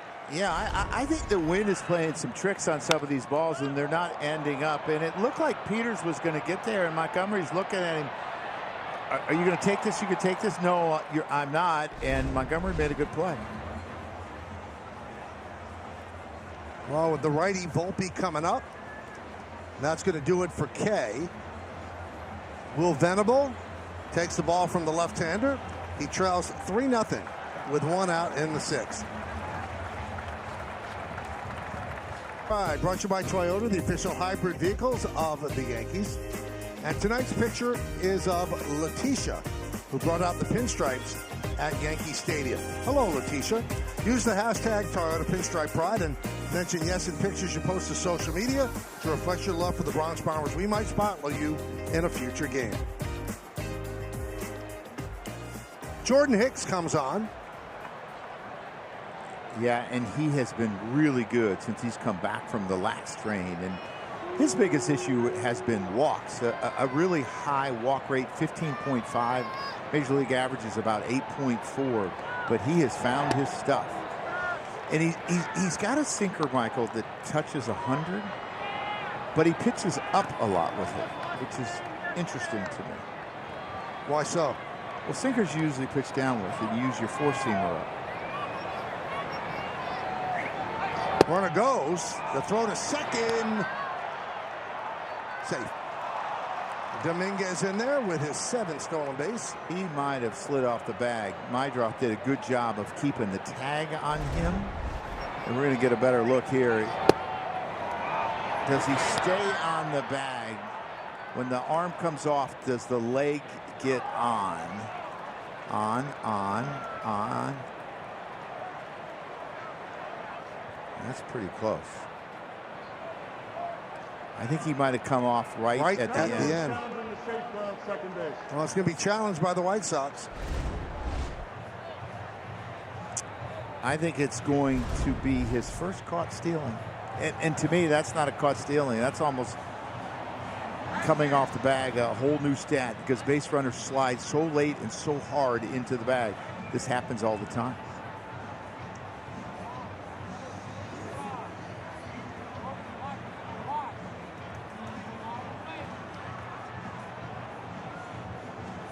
But, Joe, don't you have to change the way they slide? We've seen it with Caballero all the time. I think so. I think they slide too late. And a lot of times when they have the oven mitts on, they can't hold the bag anyway. Right. I think he's going to be out, unfortunately. Boy, the disconnect came right at the very end by maybe a spike. And you wondered if Meidroth was pushing him off. He wasn't. He was almost holding his foot on the way he had it hooked around his leg. He almost helped him.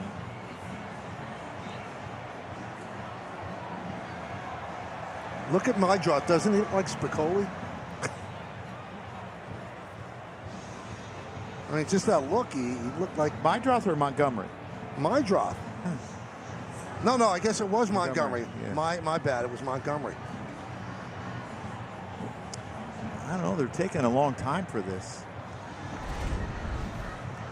There's the cleat off. This is the freeze. Boys. And again, I've said this. This is not the intent of the rule.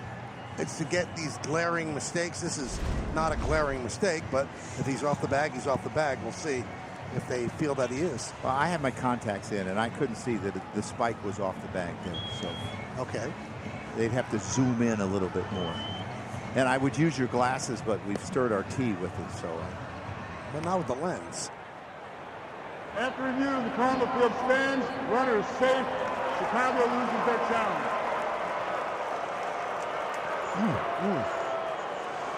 So maybe my contacts are working.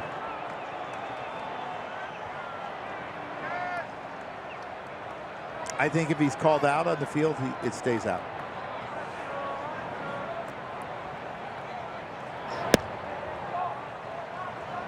Two and one.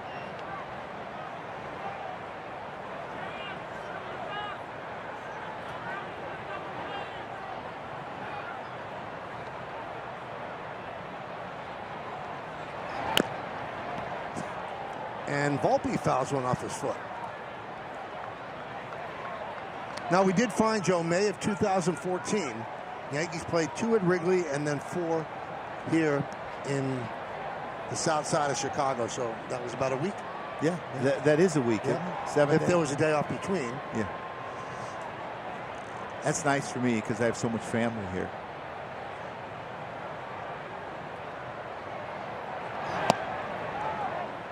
At least some of your family stayed and didn't run away from the cold. Correct.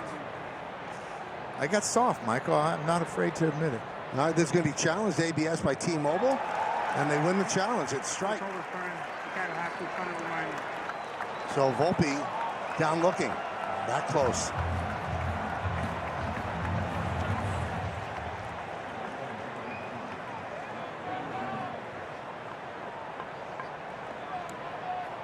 Be interesting to see how he attacks Jazz, because Jazz usually can hit velocity. That's has not been an issue for Jazz in his career.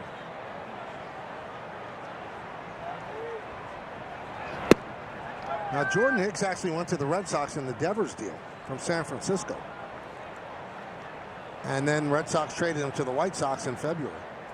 He's been started with St. Louis.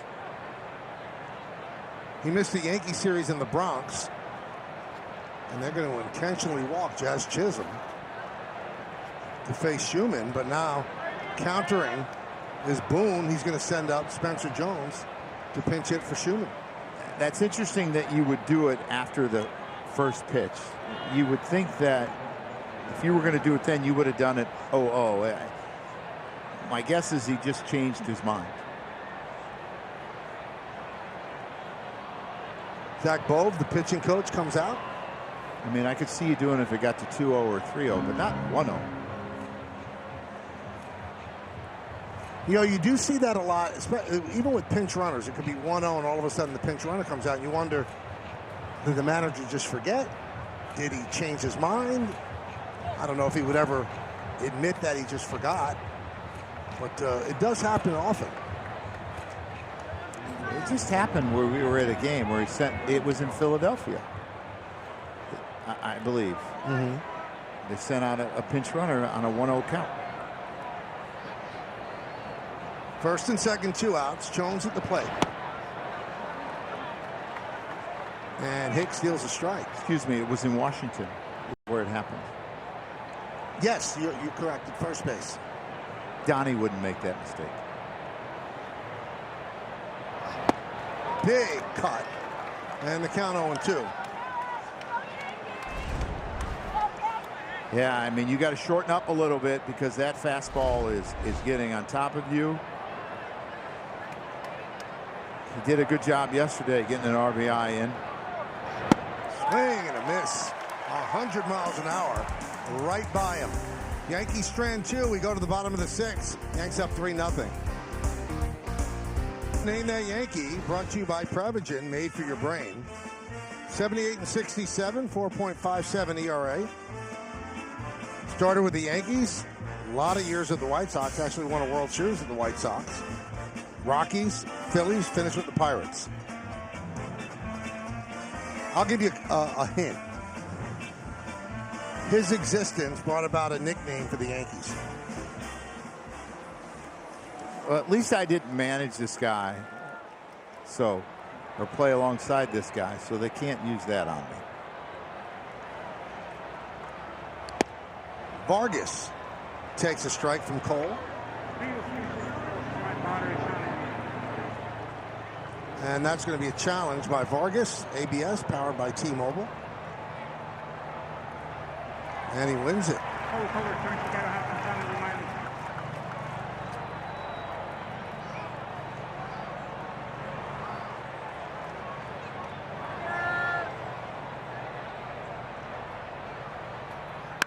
Line drive, foul.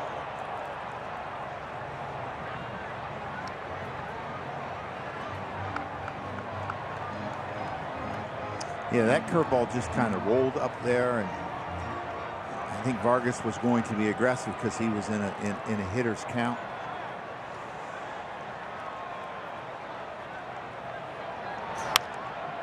Popped up. Long run for Goldschmidt. And he makes the play. Michael, they've hit 3 or 4 pops up. They're as high as you usually see. Montgomery hit one yesterday. This one right here. They get the ball in the air for sure. It's a good play. I mean, you hope that somebody else can take that from Goldie. But the key for Goldie is, I always say, no matter where you're catching the ball, you want to try to get your numbers, if it's in front of you or to the side of you, towards the center field wall. Your numbers on your back, that is. 0-1.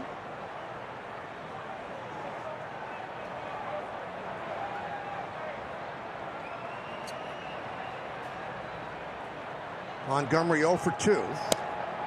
He popped to Cole in the second, and a fly ball to Domínguez in the 4th. You know, it was interesting in his last at-bat when he had the runners on. He did not swing at that pitch. And I wonder if his approach changes when runners are in scoring position than when he's hitting with nobody on. Is he trying to hit a home run with nobody on? Because he was much more patient against Cole his last at bat.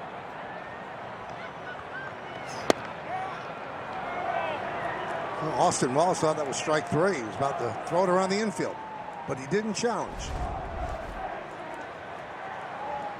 Oof. I have to look to see if that was a strike.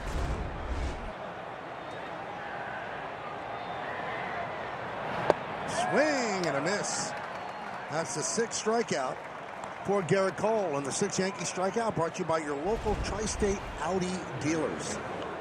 Yeah, this is a fantastic breaking ball, and he struggles with breaking balls below the zone because I believe he's a low ball hitter, and it looks so good to him. He can't quite lay off it. When he learns to lay off that, look out. Benintendi inside third and down the left field line. It'll kick off the sidewall. Benintendi takes a big turn, but he stops right there. Does not want to challenge the arm of Spencer Jones.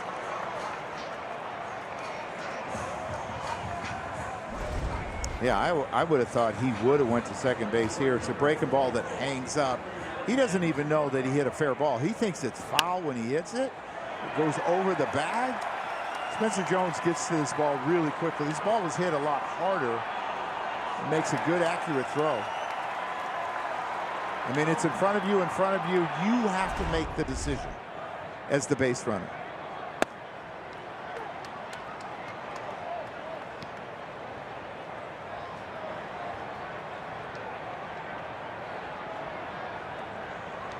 The 0-1 now on Braden Montgomery. Cole closing in on 100 pitches.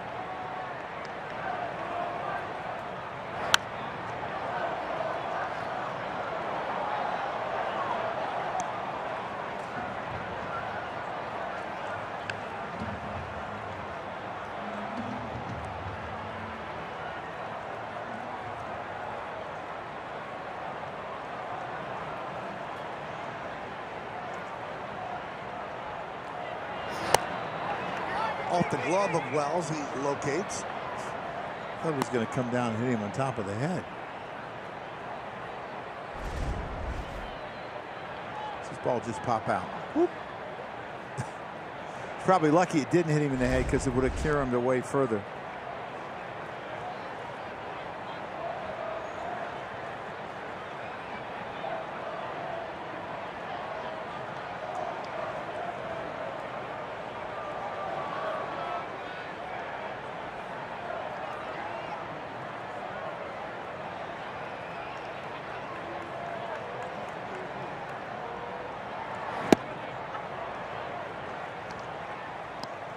Two and two.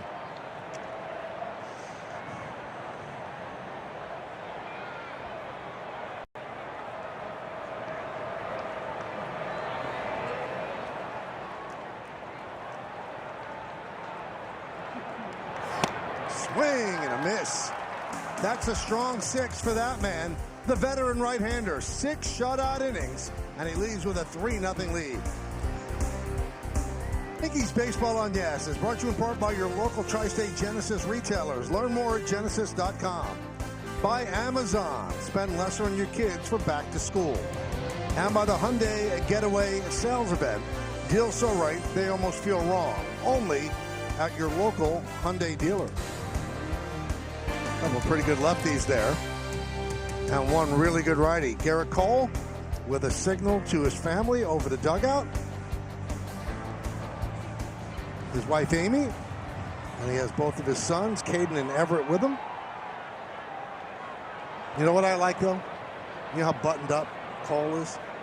The whole family is. The kids aren't just wearing Yankee jerseys. They're wearing the road ones. They're not wearing the home white pinstripes. Dad's pitching on the road. We're putting the grays on. New pitcher, Tyler Schweitzer. And Michael, about 2 years ago when Caden was a little bit younger, every time his dad was warming up, he was in the stands warming up too. He's dialed, as is Gerrit. Probably talk a little pitch selection when they get home tonight. I bet they do. I remember walking into spring training 2 years ago, and I was walking behind Gerrit, and he was holding hands with his son.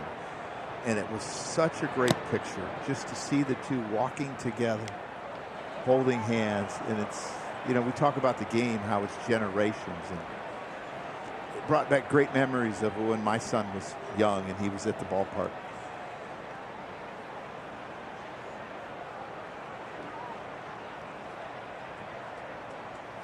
Three 0 Yankees are in the 7th. Swing and a miss. Wells down on strikes.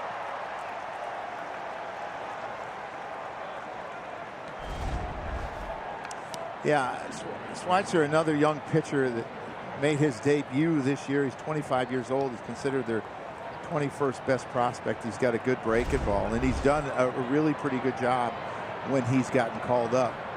3.78 ERA, and he's probably considered their 4th left-hander when it comes to who you use.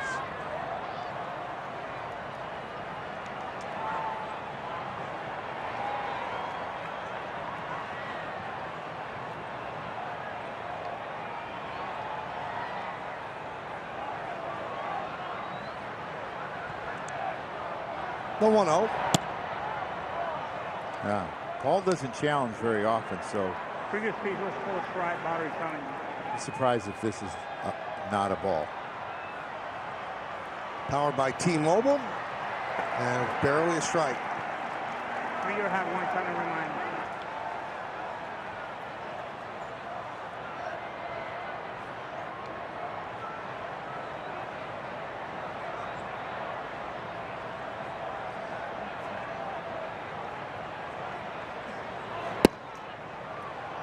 Two and one.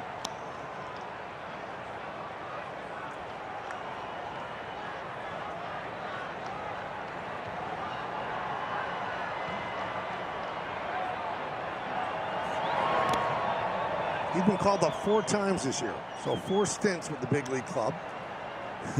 Last time he got called up was July 11th. He's been here since then. Joe said he made his major league debut this year on April 8th.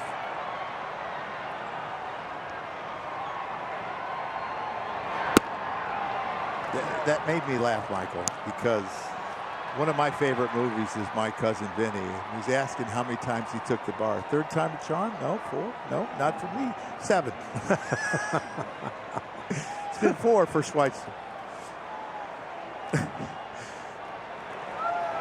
So here's Ben Rice.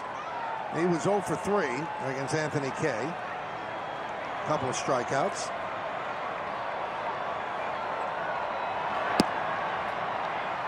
He probably can't wait till Judge and Stanton get back, so teams stop throwing so many lefties. Put him between a couple of righties and let him go to work.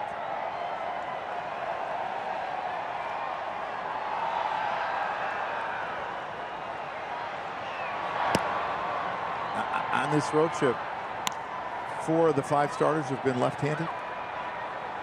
Yeah. No accident. No.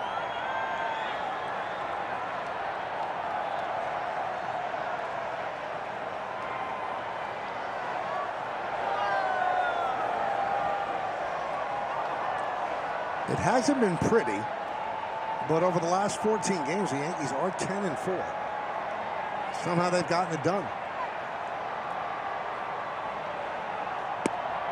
This is the 6th straight series against teams that have better than a 500 record, and they're 11 and 6.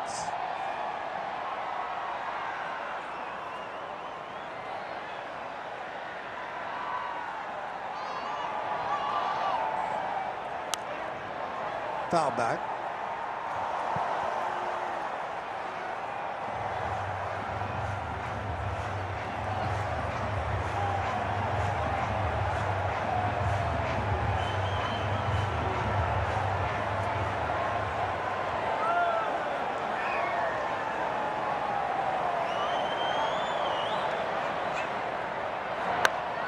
That one is scooped out towards shortstop.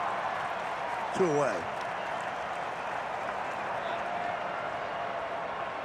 I wasn't sure if that ball hit the ground to start. Kind of like a cricket swing.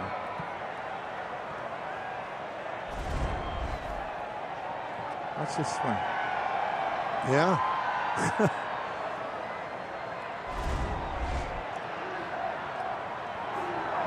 So here's Rosario. 0 for 3 against Anthony Kay.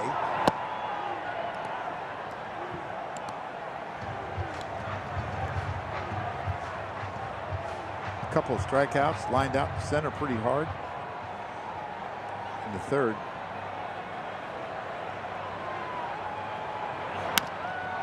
Up the middle and through for a base hit. Goldschmidt's going to go to third. The throw comes into second. So he squeezed it through the infield, Rosario did. Picks up a single. First and third, 2 outs, and that'll bring up Domínguez. This is beautiful. Just right in the perfect spot. It allows Goldschmidt to get to third. Now you open the base, the hole up between first and second, because you got to hold the runner on.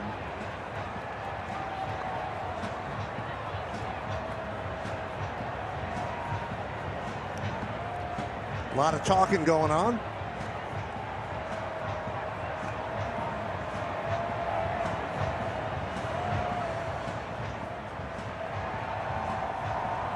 So you'd never see that happen with O'Neill. I don't think he was friendly with any umpire enough to joke around. No chance. And Michael, let me correct that. This is the 5th game in a row it's been a left-hander, because Mays has started. Right. He went 2 innings.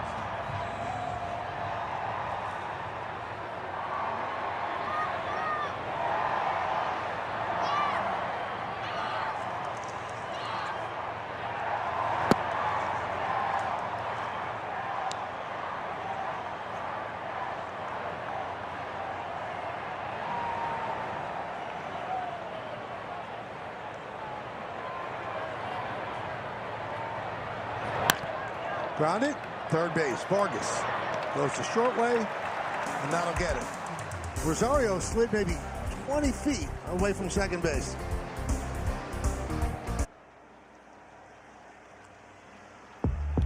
Well, thank you, guys. Let's check out tonight's Gusto game recap. 3-6-0 for the Yanks, 0-4-0 for the Sox. They talked about Cole. Anthony Kay gave him 5 1/3, gave up the 3 runs. Schuemann a 2-run double, and Murakami had a double for the White Sox. New pitcher for the Yankees is Angel Chavihi. And he's going to face Tristan Peters. Fouled away. Take a look at the bullpen budget for the Yanks, brought to you by Citizens. Make sense of your money with Citizens. They used 7 relief pitchers last night. You'd say that Doval's out, Hill's out, and they'd like to stay away from Bednar. You know, Chavihi keeps throwing him these changeups, and he keeps hitting changeups over the Yankees dugout. 3 strikes. Yeah. McMahon in now.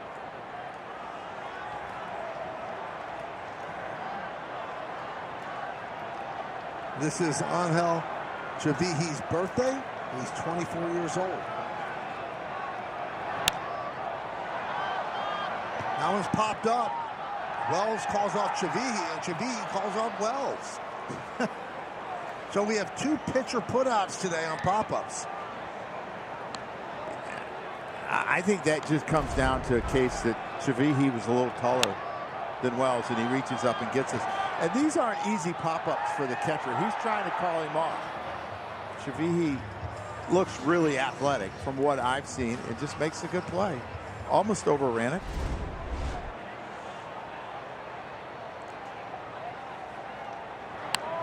Bunted right back to Chavihi. And he throws a bullet, but a good play by Goldschmidt, reaching into the baseline to make the catch on the 1-3. 2 down. Yeah, that's always so dangerous for a first baseman. He gets to this really quickly, makes a good sidearm throw. Goldschmidt has so much experience around the bag. He catches it and gets out. Just a nice play on both parts. And a smile by Chavihi. I was asking around today, what has clicked in for Chavihi? When he was with the Rockies don't want their pitchers to throw breaking balls because of the high altitude. So they were fixating on fastball with him. And when the Yankees got a hold of him, they said, no, your other stuff plays. It's swing and miss stuff. You don't have to throw that fastball all the time. And something clicked in. Yeah, his slider a lot of times is an early strike. His changeup is a finishing pitch. You're right, Mike. And he's got 98, and you have to respect it. I mean, look at the depth on that changeup. That's as good as it gets. I mean, what an amazing weapon out of nowhere. You couldn't have thought, well, he's going to be a big, high leverage guy for them, and that's what he's become in just a short amount of time. High fly ball, center field. Grisham is there, and Chavihi on his birthday works a 1-2-3 7th inning. We'll go to the 8th.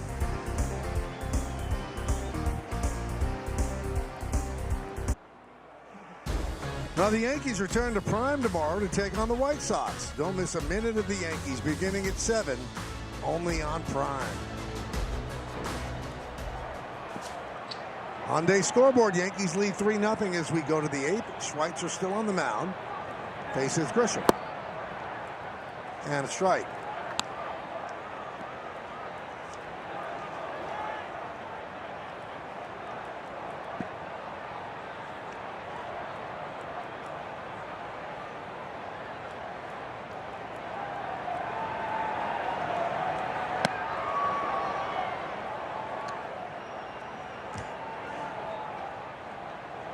One. Grisham's 1 for 3. It'll be Grisham, Volpe, and Chisholm in the 8th.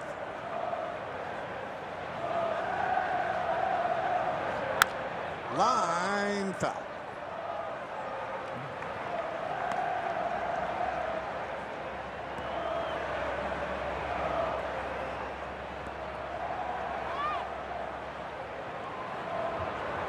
You got to work to give away foul balls now. Get under the screen. Yeah. And as a kid, you got to be quick to get to the area where the ball person's at.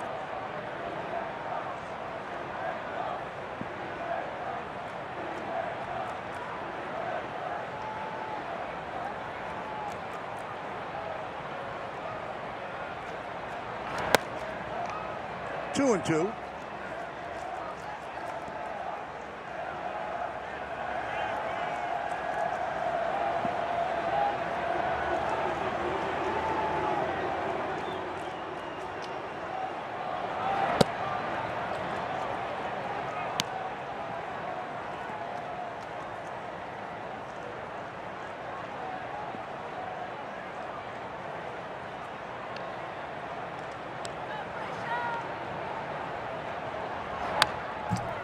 Big crowd of 33,743 on this Tuesday evening. That hits their average after last night being 23. Yep. Talked about, what was it, since 27,000. June 1st? 5 games. Yeah. It's good that the fans are getting into it.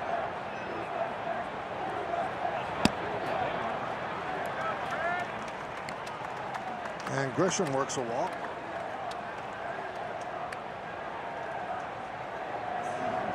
Michael, I know it's become kind of a fad for fans to take their shirts off and wave them. Right. You know, Tarps off. Yeah. What is it called? Tarps off. Would that have been you? No. No, as a kid. Have you seen me at the pool? No, it wouldn't be. Would it have been you? Oh, yeah. Really? Oh, yeah. That's a big crowd out there.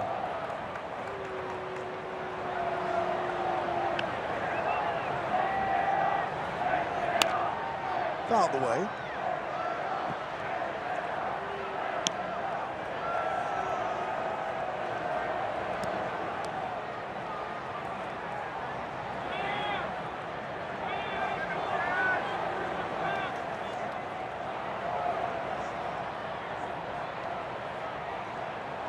One.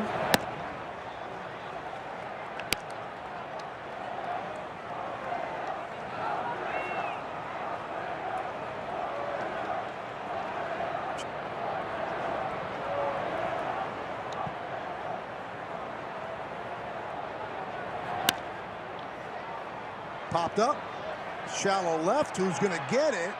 A nice running play by Meidroth. Wow, that's some play. Yeah, that's a really good play, because you would think that being on the shortstop side that Montgomery was going to get that, but it seemed like Meidroth had a little better angle at it. And Montgomery's been nursing a sore foot. That's a really good basket catch.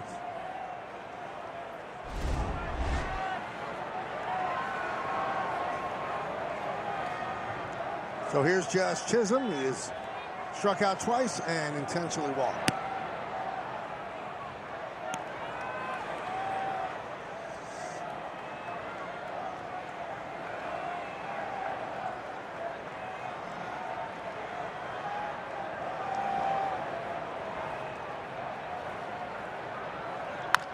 Grounded and grabbed there. There's one, and a good throw by Murakami for the double play. Good defense there by the White Sox, started by that man. The hot ground ball turns into 2.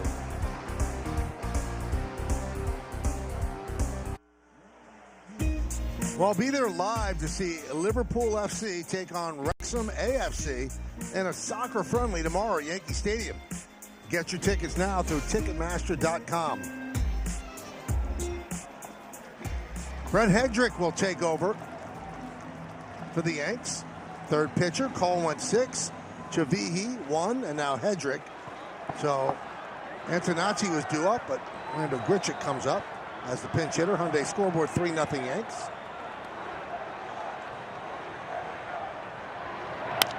Swings at the first pitch and pops it up.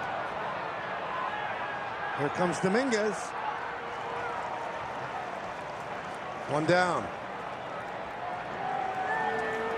Michael, has there seemed to be just an amazing amount of pop-ups tonight? There has been a lot. Yeah.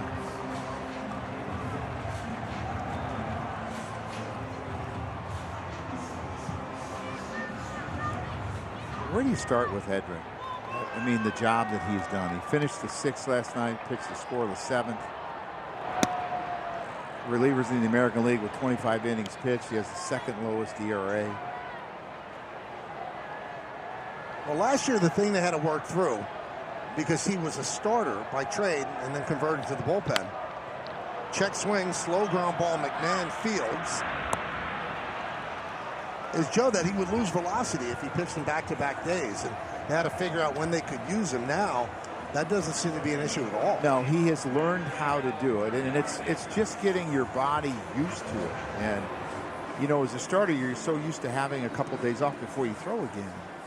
But he has been unbelievable for that. I mean, you think about the way that Blackburn and Hedrick have stepped up. You expected it out of Cruz.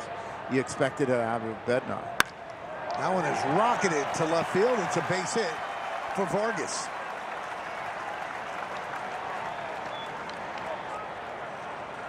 And you think that you got a lefty coming up. I mean, he just jumps all over this first pitch. He's aggressive.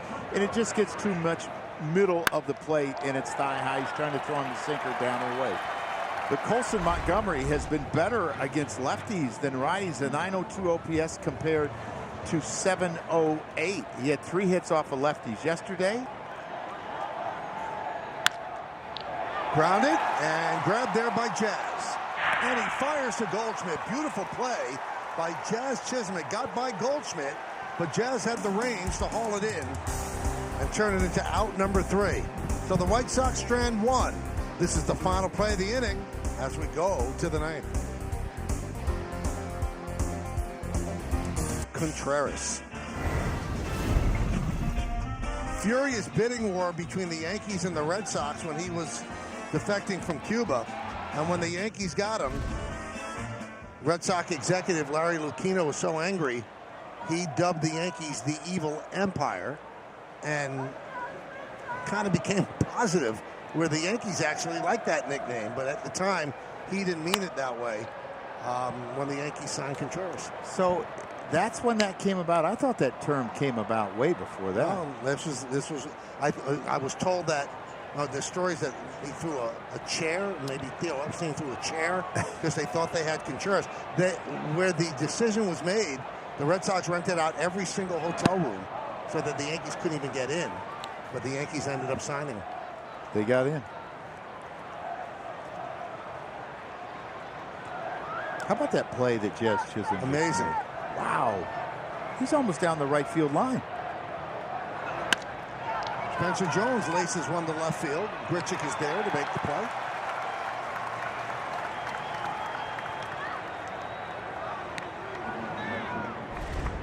Yeah, here's the play he makes to end this inning. I mean, if he doesn't get to this ball, and this is not an easy throw. If he doesn't get to this ball, the tying run comes to the plate. And I'm sure they probably would have hit for Benintendi. I'm not sure who they would have hit, but it was still coming to the plate.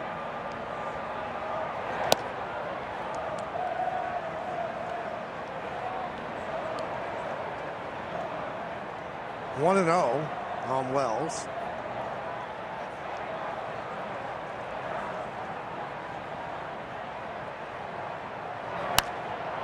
Popped up. A lot of pop-ups. Vargas, 2 outs. Joe, I didn't think they would go that route, but I look in the Yankee bullpen and David Bednar is one. Really? Yeah. He didn't throw many pitches yesterday. 5, got 1 out. I think.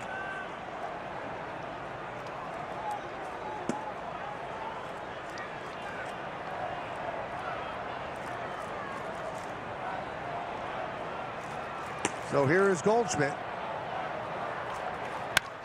Lined and right at the shortstop Montgomery. Last licks coming up for the White Sox. They'll do it against Bednar. Yankees lead 3-0. Get highlights, analysis, clubhouse interviews, and we'll hear from Aaron Boone on the manager's report. That's all coming up on the W.B. Mason Yankees postgame.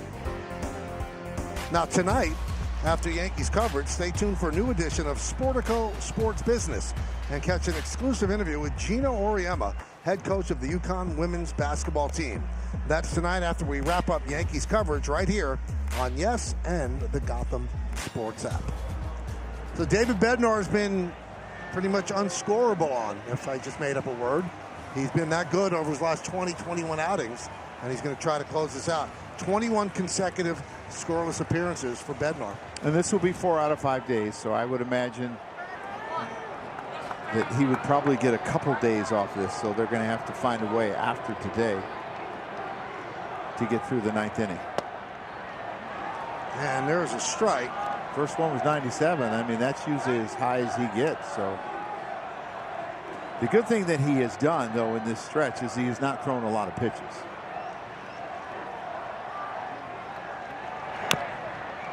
Oh, 2. Gerrit Cole started. He had 1 rough inning, but kept the White Sox at bay. 6 shutout innings for Cole. Javia a scoreless 7th. Hedrick a scoreless 8th. And now Bednar trying to complete the shutout and nail this down.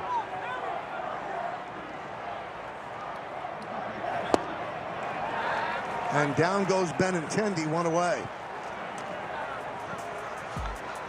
Check out the Mercedes-Benz Road Ahead. 2 more games against the White Sox. Tomorrow night on Prime, then Thursday afternoon back on Yes. 3 against the Cubs.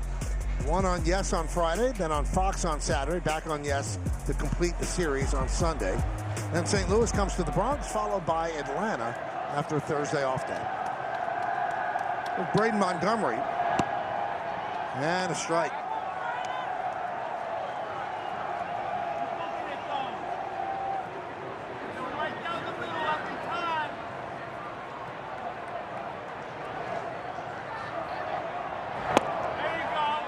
He is just filling the strike zone right now, 0-2.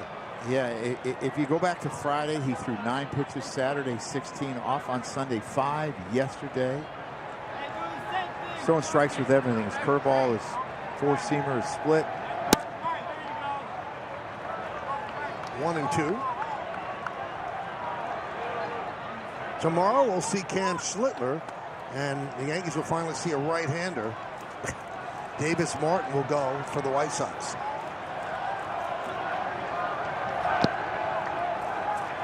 Two and 2.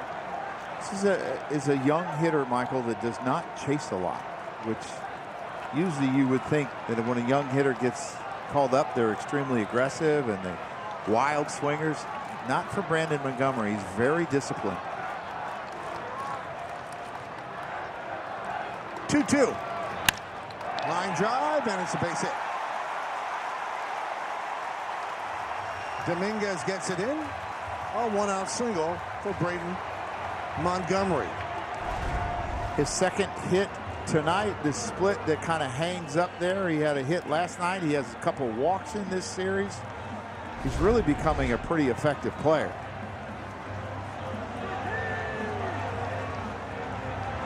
Here's Tristan Peters, 0 for 3 tonight.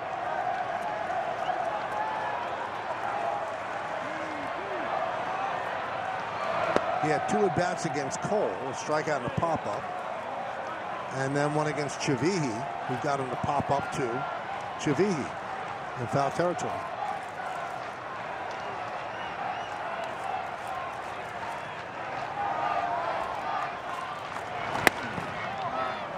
One and one. Yeah, an all-star this year. You see what he's done against right-handers. He's been really effective. He's a very good defender, but since the all-star break, it's been somewhat of a struggle for him. 4 for 37.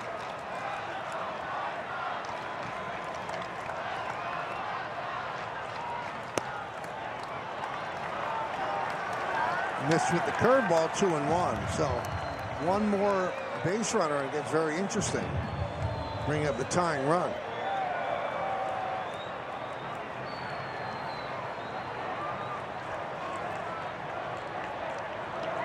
Two-1.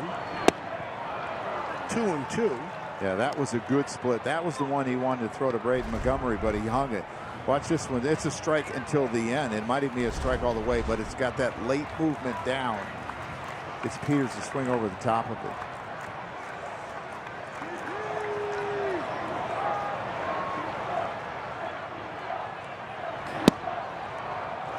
Three and two.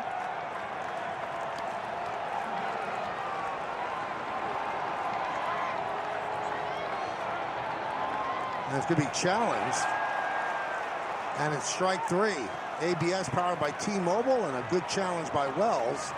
And now the Yankees are an out away. Yeah, it didn't look like it was a strike because Wells, who's an outstanding framer, is on the outside. He has to go all the way back across to catch it. And it's down, but he knows it right away. And again, he has done a really good job of challenging strikes and balls for his pitcher. And here is Chase Meidroth. They're not holding on. Braden Montgomery at first.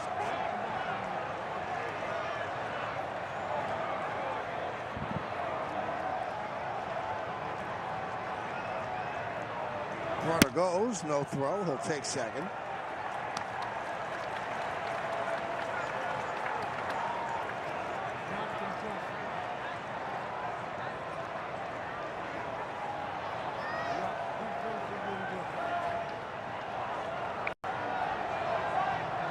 And the pitch. Four-seam fastball, 96 miles an hour. 1-1.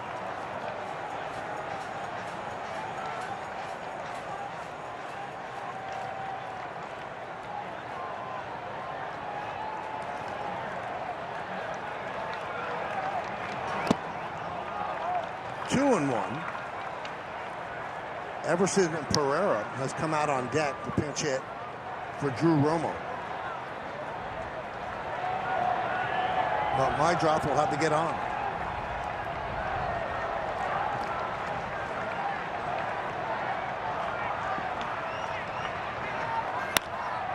Driven deep to left field. There it goes. See ya. A long home run for Meidroth. And the White Sox are still alive. A two-run blast makes it 3-2 Yankees. Yeah, this is just a mistake inside. He's not trying to go inside on this fastball. And Meidroth jumps all over it. And you look, it's 3-2. You got Pereira coming up. Look at this ball. It's not even a strike, Michael. It's off the plate inside. Short arms, pulls him in, and hits his 9th home run of the year. Well, finally a blemish after 21 straight scoreless appearances. He gives up that two-run home run to Meidroth. So the White Sox avoid the shutout. Now they're trying to avoid the loss as there's a meeting on the mound. Wells goes out there with the entire infield.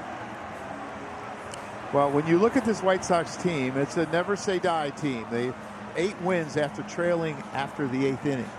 And they've done very good at coming back. Tied for the 6th most in baseball, and tied for the most in the AL.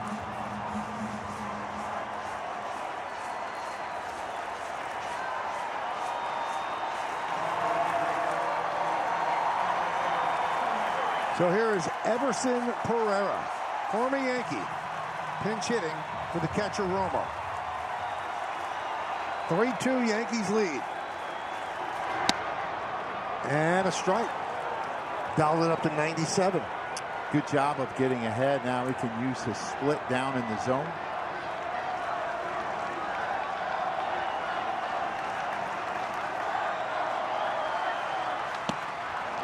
And the White Sox down to their final strike. It's 0-2.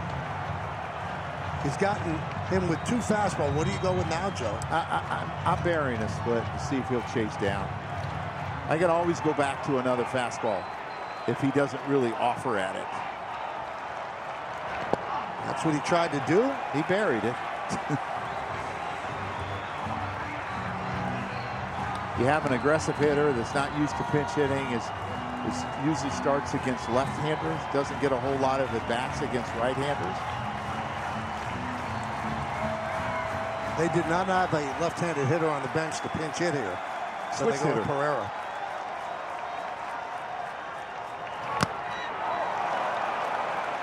Ooh, he just stayed alive. They had Carroll, but he's really struggled left, as a switch hitter. And he's better right-handed than left-handed anyway. Probably feel that Pereira has a little bit more pop, too. Taylor up just in case there's a 10th inning.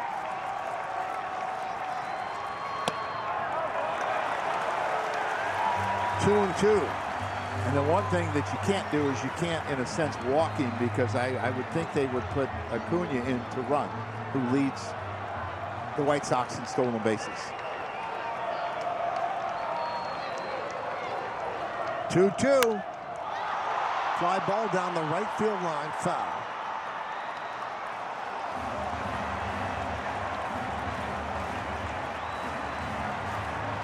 Well, after 5 pitches last night,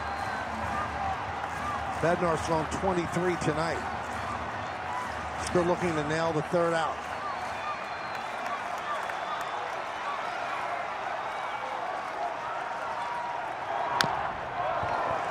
Foul ball. Okay, he's hanging tough after swinging through 2 four-seamers up in the zone. He's fouled one off. He fouled off a good split there.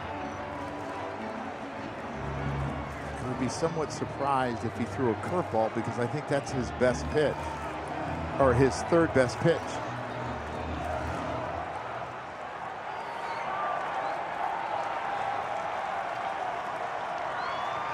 Swing and a miss. Yankees hold on. They win 3-2 to take the first 2 games of this 4-game set. 6 shutout innings for Gerrit Cole, and a 3-run 2nd inning for the Yankees holds up as they win this one 3-2. A really gutsy performance by David Bednar. He's thrown 4 out of the last 5 days. You get a big hit from Max Schuemann. Some outstanding defensive plays from Jazz Chisholm. Everyone did a little bit tonight, Michael, and that's how they won that game. Good one for the Yankees, as they've done well on this road trip so far, taking 4 of the first 5 games. Pereira swings over the pitch, and the game is over. White Sox with a 2-run home run by Meidroth in the 9th, made it close, but Bednar and the Yanks hold on. They win this one 3-2. Awards next, post-game after that. The game-changing drive of the game brought to you by Audi and the all-new Audi Q3. Well, that's Max Schuemann in the 2nd inning. Hits this high chopper over Miguel Vargas' head for 2 RBIs with 1 out with runners on 2nd and 3rd. He put him up 3-0. How about the Chevy Purr of the game, Joe? Well, that's Gerrit Cole. He was outstanding again. He ran into a little trouble in the 4th, but 6 strong innings. He had a great 4-seamer tonight. You see him locating it really well. 4 hits, this really good slider to Murakami. I thought he had everything working. 2 walks, 7K, outstanding performance. It took 2 hours and 43 minutes. Cole gets the win. Bednar is 22nd save. K took the loss. Schuemann with the 2-run double, and he'll talk to Meidroth on the post-game show. Coming up on the Yes Network, stay tuned for the WB Mason postgame show with Justin Shackle and Jack Curry. Special thanks to producer Troy Benjamin, director Dan Barr, Mike Webb, and the executive producer of the Yes Network is Mr. Jared Ames Boschnack. Join us again tomorrow when the Yankees take on the White Sox right here in Chicago. Coverage begins at 6:30 p.m. on Yes, with first pitch coming shortly after 7:30 on Prime. Once again, the final score of the New York Yankees 3, Chicago White Sox 2. For Joe Girardi and Meidroth Maragovitz, I'm Michael Kay, saying see ya from Rate Field in Chicago, Illinois. Now let's go to Justin Shackle and Jack Curry, standing by on our Yes Network